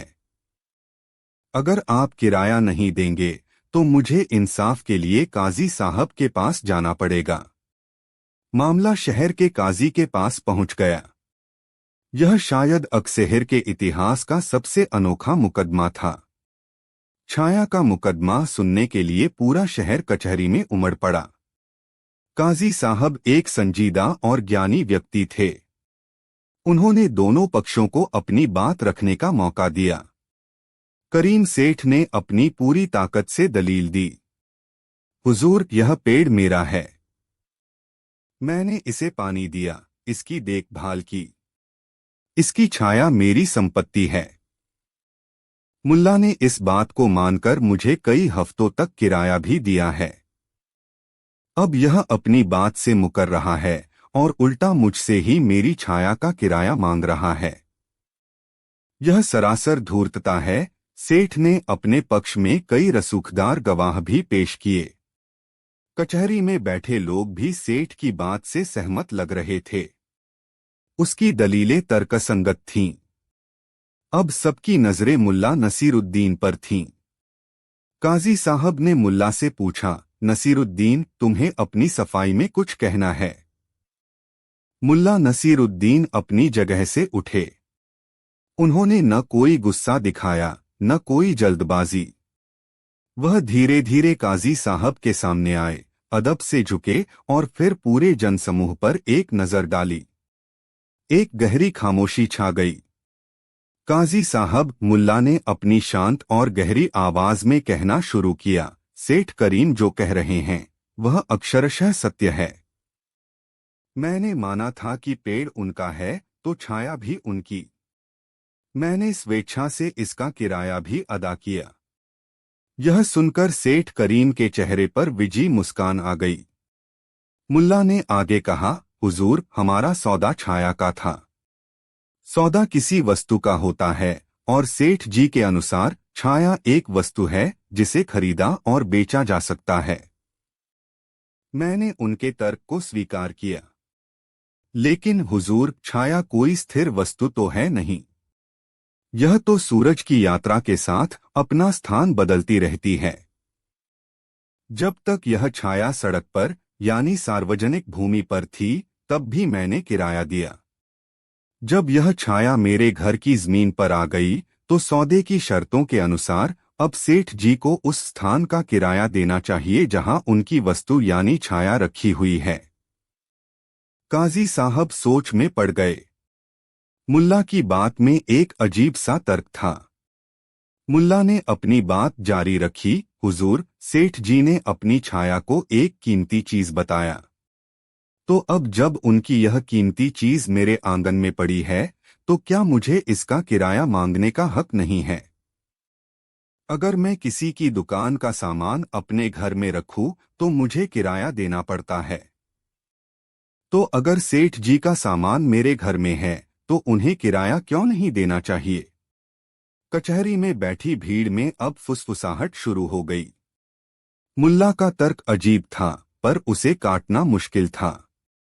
सेठ करीम गुस्से से चिल्लाया, यह बकवास है।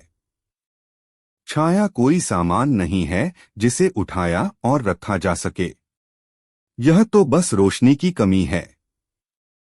मुल्ला ने तुरंत मौके पर चौका मारा। अरे सेठ जी, अब आप अपनी ही बात से पलट रहे हैं। अगर छाया कोई सामान नहीं है, कोई वस्तु नहीं है, तो फिर आपने हफ्तों तक मुझसे उसका किराया किस बात का वसूला? अगर यह केवल रोशनी की कमी है तो क्या कोई किसी से रोशनी की कमी का पैसा लेता है? क्या आप मुझसे हवा लेने का या सूरज की धूप सेंकने का पैसा भी लेंगे? ये तो प्रकृति की देन है जो अमीर गरीब इंसान जानवर सबके लिए बराबर हैं। अब करीम सेठ निरुत्तर हो गया। वह अपने ही जाल में फंस चुका था। अगर वह कहता कि छाया एक वस्तु है तो उसे किराया देना पड़ता, और अगर वह कहता कि छाया कुछ भी नहीं है तो उसका मुकदमा ही खारिज हो जाता और उसे मुल्ला से वसूले गए सारे पैसे लौटाने पड़ते। उसका चेहरा पीला पड़ गया। मुल्ला ने अपनी दलील को अंतिम रूप दिया। वह अपनी जेब में हाथ डालकर कुछ खनखनाते हुए काजी साहब के और करीब आए। उनकी मुट्ठी बंद थी। काजी साहब, मैं एक और तरीके से इंसाफ कर सकता हूँ, मुल्ला ने कहा।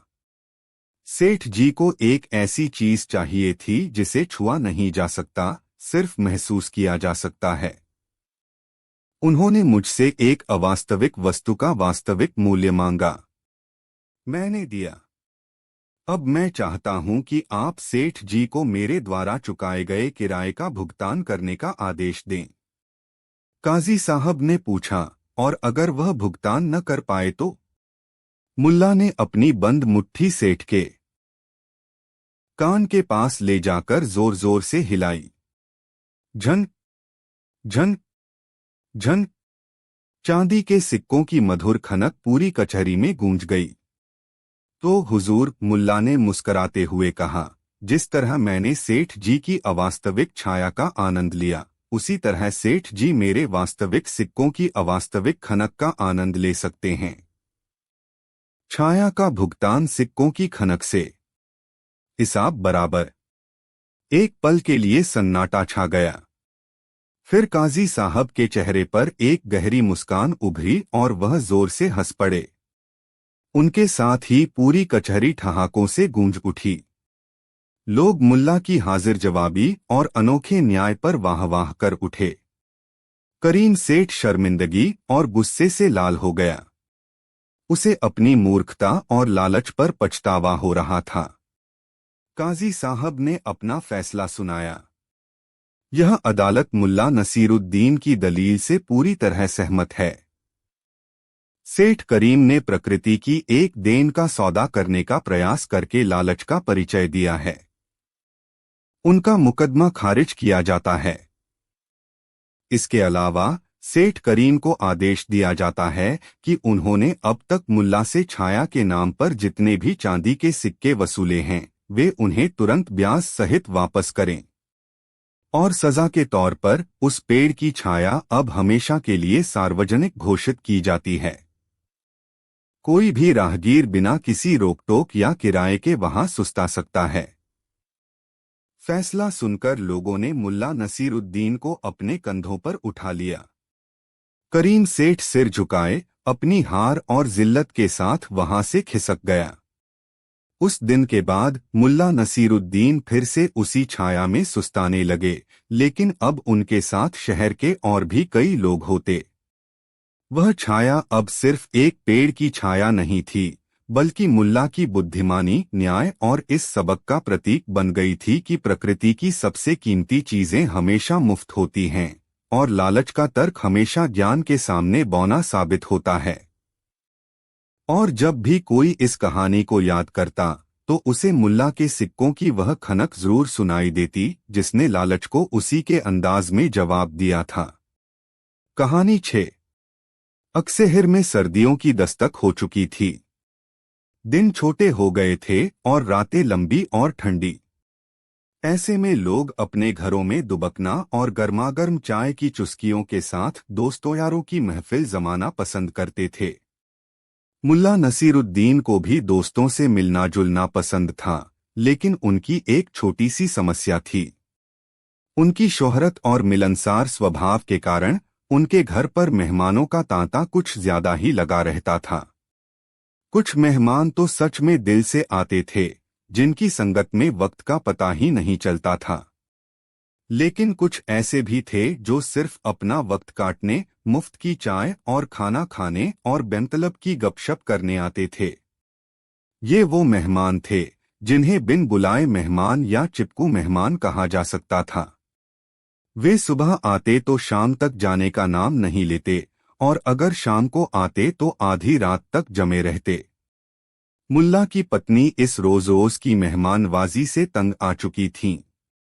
घर का कामकाज, खाना पकाना और फिर अनथीन बातों के दौर में शामिल होना उन्हें थका देता था। एक शाम जब ऐसे ही कुछ मेहमानों का जत्था विदा हुआ, तो पत्नी ने गहरी सांस लेकर मुल्ला से कहा, मुल्ला जी, मैं आपकी इज्जत और आपके दोस्तों का सम्मान करती हूँ, लेकिन अब यह रोज-रोज का सिलसिला मुझसे बर्दाश्त नहीं होता। कुछ लोग तो ऐसे हैं जिन्हें न तो आपके वक्त की कीमत है न मेरे आराम की। आपको कोई तरकीब निकालनी ही होगी। मुल्ला नसीरुद्दीन अपनी पत्नी की परेशानी समझते थे। उन्हें भी इन बेमतलब के जमघटों से कोफ्त होने लगी थी। उन्हें अपनी किताबें पढ़ने, सोचने विचारने या बस अपने गधे के साथ खामोशी में बैठने के लिए वक्त ही नहीं मिल रहा था। तुम ठीक कहती हो बेगम, मुल्ला ने अपनी दाढ़ी पर हाथ फेरते हुए कहा। मेहमान भगवान का रूप होते हैं, लेकिन जो मेहमान यमराज की तरह आकर बैठ जाए और जाने का नाम ही न लें, उनका कुछ तो इलाज करना पड़ेगा। मुझे सोचने दो।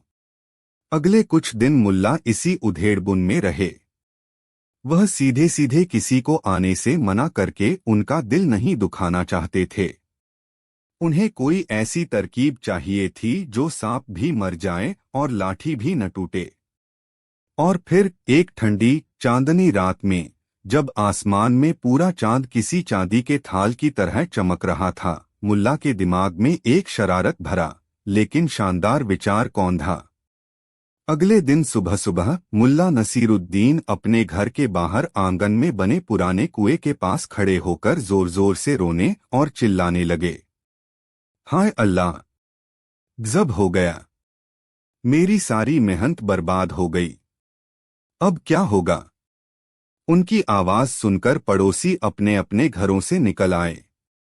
कुछ ही देर में वहां एक छोटी मोटी भीड़ जमा हो गई। शहर के सबसे बातूनी और हर मामले में टांग अड़ाने वाले शख्स चचा चमन भी वहां आ पहुंचे। अरे मुल्ला, क्या हुआ? सुबह सुबह ऐसा मातम क्यों मचा रखा है? खैरियत तो है? चचा चमन ने अपनी उत्सुकता पर काबू न रखते हुए पूछा। मुल्ला ने अपनी आंखों में आंसू भरने का नाटक करते हुए कांपती आवाज में कहा, क्या बताऊं चचा? रात को एक बहुत बड़ी दुर्घटना हो गई। क्या हुआ? कोई चोरी हुई या तुम्हारा गधा बीमार पड़ गया? भीड़ में से किसी ने पूछा। मुल्ला ने कुएं की तरफ इशारा करते हुए कहा, इससे भी बुरा। रात को मैं अपनी सबसे कीमती चीज लेकर घर आ रहा था। अचानक मेरा पैर फिसला और वह इस कुएं में गिर गई। सबकी आंखें फटी की फटी रह गईं। सबसे कीमती चीज, सोना, हीरे जवाहरात। चचा चमन की आंखों में लालच की चमक दौड़ गई। मुल्ला ने सिर हिलाया। सोने चांदी से भी बढ़कर। अरे वह तो अनमोल था। मेरी बरसों की कमाई थी। मेरा सब कुछ लुट गया। यह खबर शहर में आग की तरह फैल गई। मुल्ला नसीरुद्दीन का खजाना कुएं में गिर गया है। हर गली हर नुक्कड़ पर यही चर्चा थी। जो लोग मुल्ला के घर आने से कतराते थे, वे भी अफसोस जताने के बहाने पहुंचने लगे, जबकि असल मकसद यह जानना था कि आखिर कुएं में गिरा क्या है। शाम तक मुल्ला का घर उन चिपकू मेहमानों से भर गया जिनसे वह छुटकारा पाना चाहते थे। वे सब घेरा बनाकर बैठे थे और मुल्ला को तसल्ली देने का नाटक कर रहे थे। मुल्ला, हिम्मत रखो। जो होना था सो हो गया। हाँ मुल्ला, अल्लाह और देगा। वैसे गिरा क्या था? कुछ पता तो चले। मुल्ला ने एक गहरी दर्द भरी आह भरी। वह चांद था। एक पल के लिए कमरे में मौत जैसा सन्नाटा छा गया। चांद? क्या मुल्ला सदमे में पागल हो गए हैं? चचा चमन ने हिम्मत करके पूछा, चांद? आसमान वाला चांद? वह कुएं में कैसे गिर सकता है? मुल्ला ने रोते हुए कहा, हाँ वही चांद। मैं कल रात बाजार से एक बड़ा सा आईना खरीद कर लाया था। मैं चाहता था कि अपने घर की दीवार पर टांगूं, ताकि जब चांद निकले तो उसकी पूरी रोशनी मेरे घर में आए। जब मैं आंगन से गुजर रहा था तो आईने में पूरा चांद चमक रहा था। मेरा पैर फिसला, आईना हाथ से छूटा और वह चांद समेत कुएं में जा गिरा। मेरा खूबसूरत चमकता हुआ चांद अब इस गहरे अंधेरे कुएं में कैद है। अब लोगों को माजरा समझ आया। वे मन ही मन हंसने लगे कि मुल्ला एक आईने के टूटने पर ऐसा मातम मना रहे हैं जैसे सचमुच का चांद खो गया हो। लेकिन मुल्ला की अदाकारी इतनी जबरदस्त थी कि कोई हंसने की हिम्मत नहीं कर सका। वे सब गंभीर चेहरे बनाए बैठे रहे। अब मुझे तुम सब दोस्तों की मदद चाहिए, मुल्ला ने हाथ जोड़कर कहा। हमें मिलकर मेरे चांद को इस कुएं से बाहर निकालना होगा। यह सुनकर मेहमानों के होश उड़ गए। वे तो मुफ्त की चाय और गपशप के लिए आए थे, यहाँ तो मेहनत मजदूरी का काम निकल आया। चचा चमन ने बहाना बनाया, मुल्ला काम तो बहुत नेक है, लेकिन मेरी कमर में आज सुबह से ही दर्द है, मैं झुक नहीं सकता। एक दूसरे मेहमान कलू हलवाई ने कहा, अरे मुल्ला, मुझे तो आज रात एक बड़ी शादी का ऑर्डर पूरा करना है, मैं तो बस तुम्हारा हाल पूछने चला आया था। तीसरे ने कहा, मुझे अंधेरे और गहरे कुओं से डर लगता है। एक एक करके सारे मेहमान कोई न कोई बहाना बनाकर खिसकने लगे। जो लोग घंटों तक जमे रहने का इरादा लेकर आए थे, वे मिनटों में गायब हो गए। देखते ही देखते मुल्ला का घर पूरी तरह खाली हो गया। मुल्ला की पत्नी, जो दरवाजे के पीछे से यह सारा तमाशा देख रही थीं, अपनी हंसी नहीं रोक पाईं। वह बाहर आईं और बोली, वाह मुल्ला जी वाह, क्या तरकीब निकाली है। एक ख्याली चांद ने तो सारे असली मेहमानों को भगा दिया। मुल्ला ने अपनी आंखों से बनावटी आंसू पोंछे और मुस्कुराए। मैंने कहा था न बेगम, हर समस्या का एक समाधान होता है, बस सोचने का नजरिया बदलना पड़ता है। इन लोगों को काम से नफरत है और मैंने उन्हें वही परोस दिया। लेकिन कहानी अभी खत्म नहीं हुई थी। अगले दिन मुल्ला ने अपनी तरकीब को और आगे बढ़ाने का फैसला किया। वह सुबह सुबह एक लंबी रस्सी और एक बड़ा सा हुक आंकड़ा लेकर कुएं के पास बैठ गए।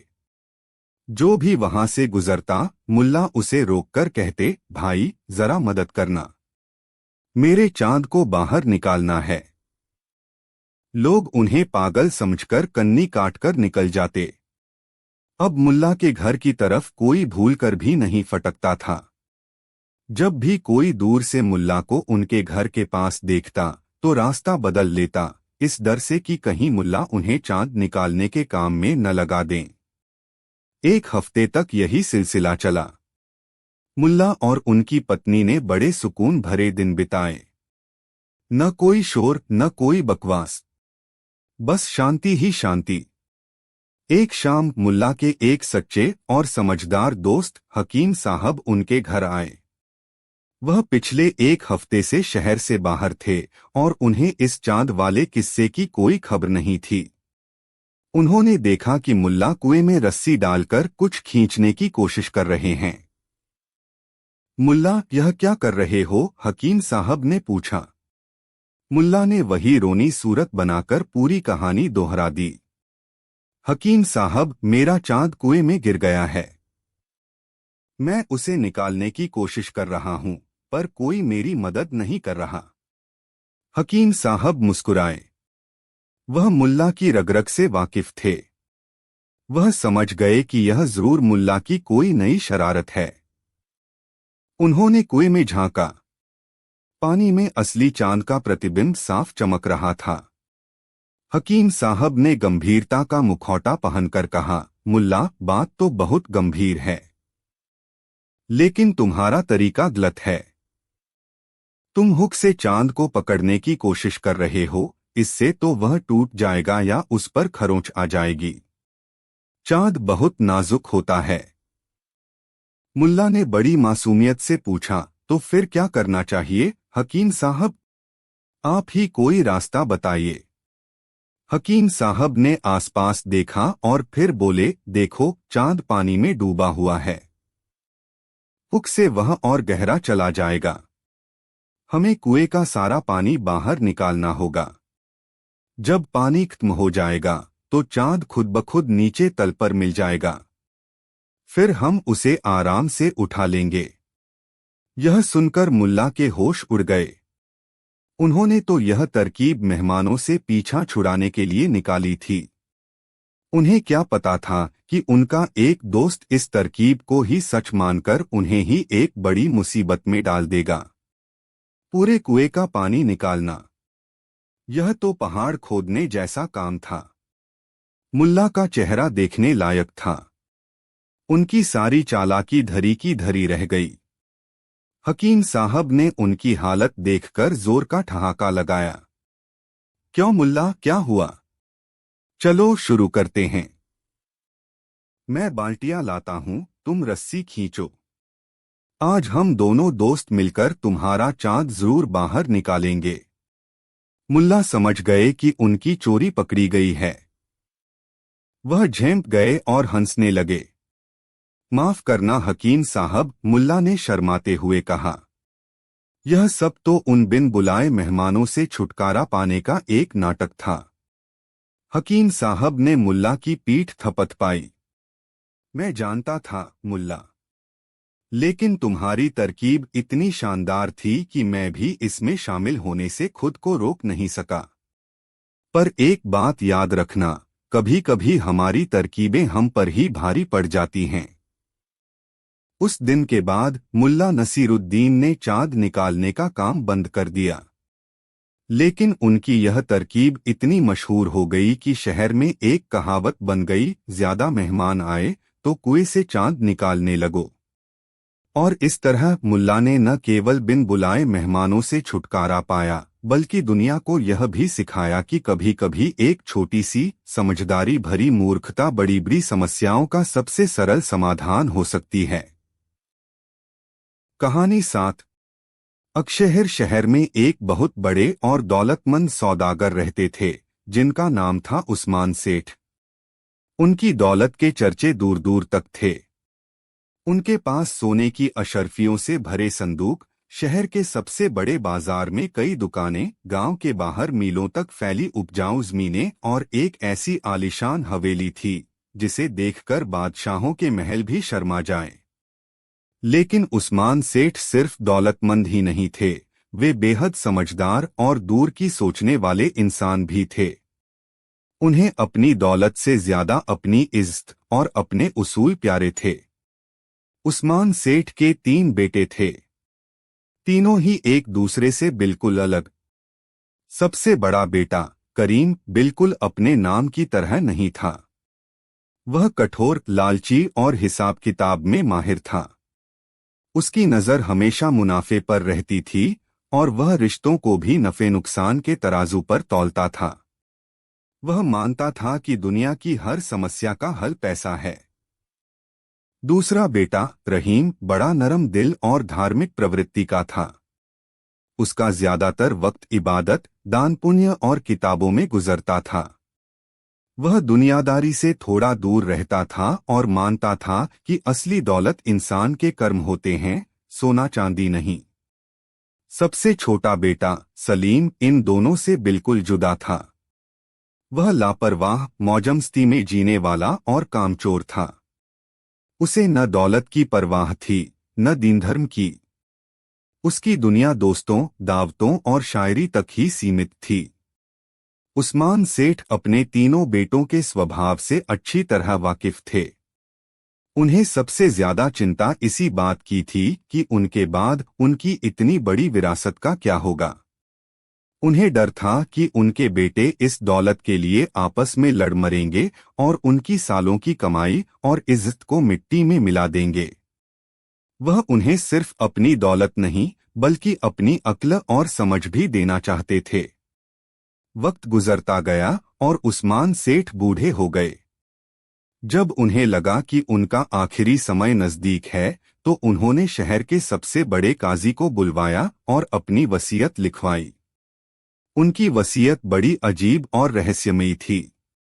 उसे लिखवाने के बाद उन्होंने उसे एक मुहरबंद लिफाफे में बंद करके काजी को सौंप दिया और कहा कि इसे उनकी मौत के 7वें दिन ही तीनों बेटों और शहर के प्रतिष्ठित लोगों के सामने खोला जाए। कुछ ही हफ्तों बाद उस्मान सेठ का इंतकाल हो गया। 7वें दिन उनकी आलीशान हवेली के बड़े से दीवान खाने में शहर के गणमान्य लोग और तीनों बेटे इकट्ठा हुए। माहौल में एक अजीब सी खामोशी और तनाव था। तीनों बेटों के दिलों में तूफान मचा हुआ था। करीम सोच रहा था कि सबसे बड़ा होने के नाते ज्यादातर हिस्सा उसे ही मिलेगा। रहीम को किसी चीज की उम्मीद नहीं थी, वह बस अपने पिता की आखिरी इच्छा जानना चाहता था। और सलीम इस पूरी प्रक्रिया से ऊब रहा था और सोच रहा था कि यह सब जल्दी खत्म हो ताकि वह अपने दोस्तों के पास जा सके। काजी साहब ने सबके सामने मुहरबंद लिफाफा खोला और एक लंबा चौड़ा कागज निकालकर पढ़ना शुरू किया। मैं उस्मान अपने पूरे होशोहवास में यह वसीयत लिखवा रहा हूँ। मेरी तमाम चलचल संपत्ति, जिसमें यह हवेली, मेरी सारी जमीनें, दुकानें और सोना चांदी शामिल हैं, मेरे उस बेटे को मिलेगी जो मेरी एक शर्त पूरी करेगा। यह सुनते ही सबके कान खड़े हो गए। करीम के चेहरे पर बेचैनी आ गई। काजी ने आगे पढ़ा, शर्त यह है कि मेरे तीनों बेटे मेरे अस्तबल से अपना अपना पसंदीदा घोड़ा चुनेंगे। फिर वे तीनों शहर के बाहर वाले पुराने किले तक एक घुड़दौड़ करेंगे। यह दौड़ मामूली नहीं होगी। इसमें जीतने का नियम उल्टा है। जिसका घोड़ा किले तक सबसे आखिर में पहुंचेगा, वही मेरी पूरी विरासत का अकेला वारिस बनेगा। वसीयत सुनते ही पूरे दीवान खाने में सन्नाटा छा गया। फिर धीरे धीरे कानाफूसी शुरू हो गई। यह कैसी शर्त थी? ऐसी दौड़ जिसमें जीतने के लिए हारना जरूरी हो। करीम गुस्से से लाल हो गया। यह बकवास है। यह कोई शर्त है भला? पिताजी का दिमाग आखिरी वक्त में सठिया गया था। रहीम ने शांत भाव से कहा, नहीं भाई, पिताजी बहुत समझदार थे। इसमें जरूर कोई गहरा राज होगा। सलीम ने जम्हाई लेते हुए कहा, अब हमें अपने घोड़ों को धीरे चलाना पड़ेगा। यह तो और भी उबाऊ काम है। अगले दिन दौड़ का ऐलान कर दिया गया। शहर के बाहर एक बड़ा मैदान था, जहां से किले तक का रास्ता साफ दिखता था। पूरा शहर यह अनोखी दौड़ देखने के लिए उमड़ पड़ा था। तीनों भाई अपने अपने घोड़ों पर सवार थे। करीम ने सबसे तेज अरबी घोड़ा चुना था, रहीम ने एक शांत और सधा हुआ सिंधी घोड़ा और सलीम ने एक आलसी दिखने वाला पहाड़ी घोड़ा। दौड़ शुरू करने का इशारा हुआ और फिर जो नज़ारा देखने को मिला वह इतिहास में पहले कभी नहीं देखा गया था। तीनों भाई अपने अपने घोड़ों की लगाम खींचकर उन्हें रोकने की कोशिश कर रहे थे। कोई भी एक इंच आगे नहीं बढ़ना चाहता था। घोड़े आगे बढ़ने की कोशिश करते और उनके मालिक उन्हें पीछे खींचते।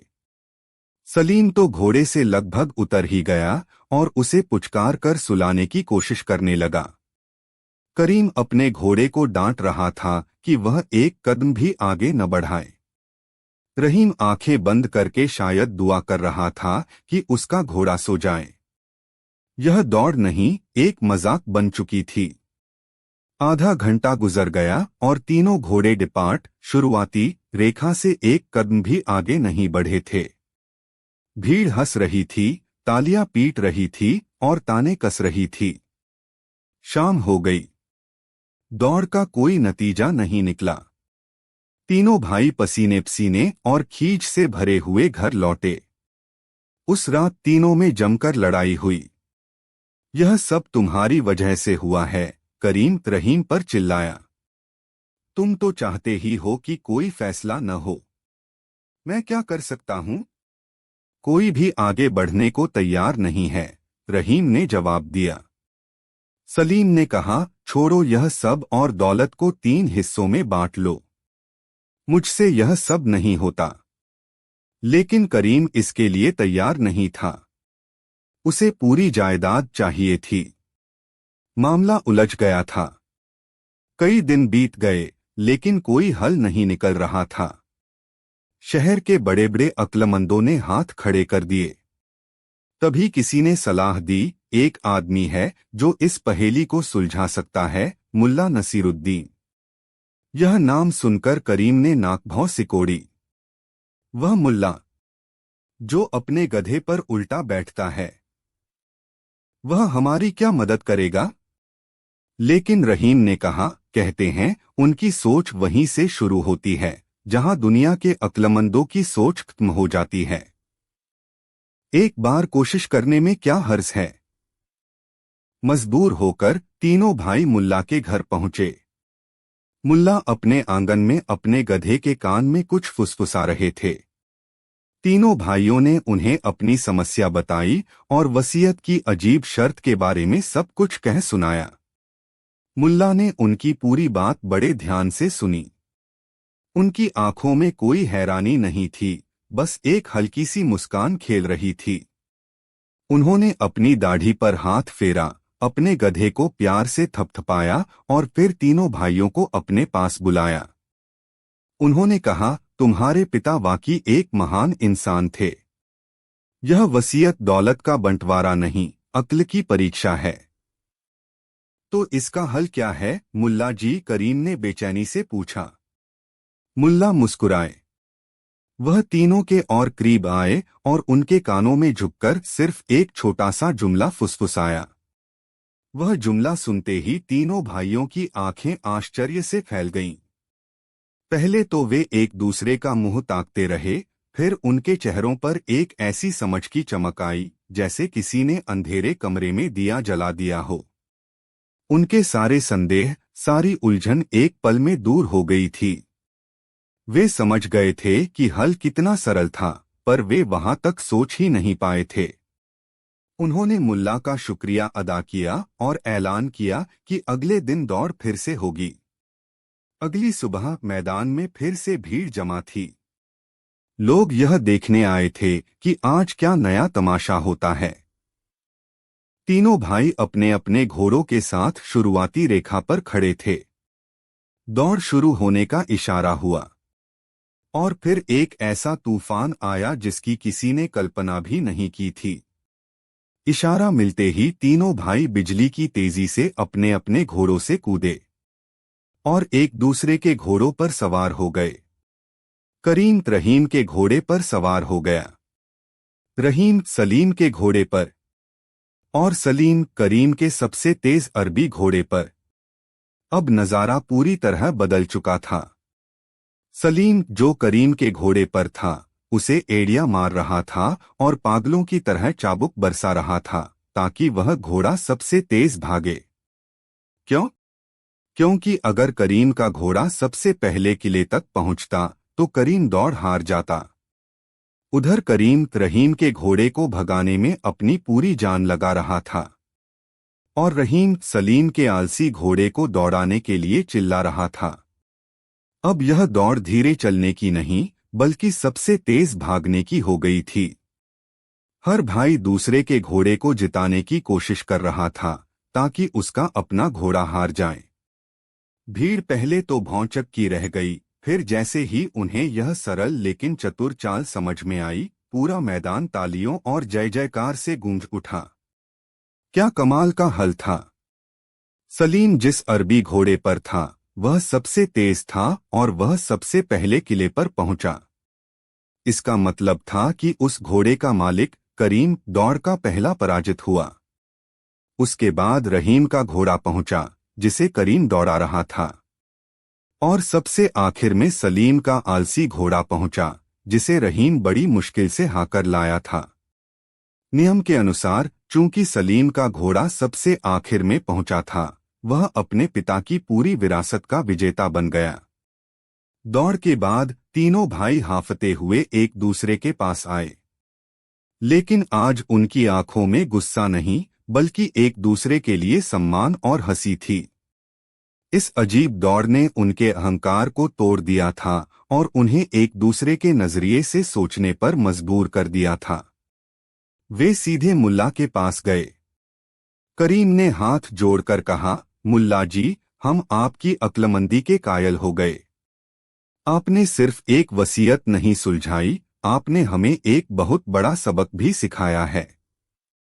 मुल्ला ने मुस्कुराते हुए कहा, तुम्हारे पिता यही चाहते थे। वह देखना चाहते थे कि तुम में से कौन अपनी समस्या को छोड़कर दूसरे के नजरिए से देख सकता है। जिस पल तुमने अपने घोड़े को छोड़कर दूसरे के घोड़े की जिम्मेदारी ली, उसी पल तुम सब जीत गए। असली दौलत वह नहीं जो तुम्हें मिली है, बल्कि वह समझ है जो तुमने आज पाई है। उस दिन के बाद तीनों भाइयों ने मिलकर अपने पिता के कारोबार को संभाला। सलीम, जो अब सबसे अमीर था, ने अपनी दौलत अपने दोनों भाइयों के साथ बांट ली। उन्होंने सीखा कि कभी कभी जिंदगी की सबसे जटिल समस्याओं का हल सिर्फ अपना नजरिया बदलने से ही मिल जाता है। और मुल्ला नसीरुद्दीन एक बार फिर यह साबित कर गए कि सच्ची अक्ल महलों में नहीं, सादगी और खुली सोच में बसती है।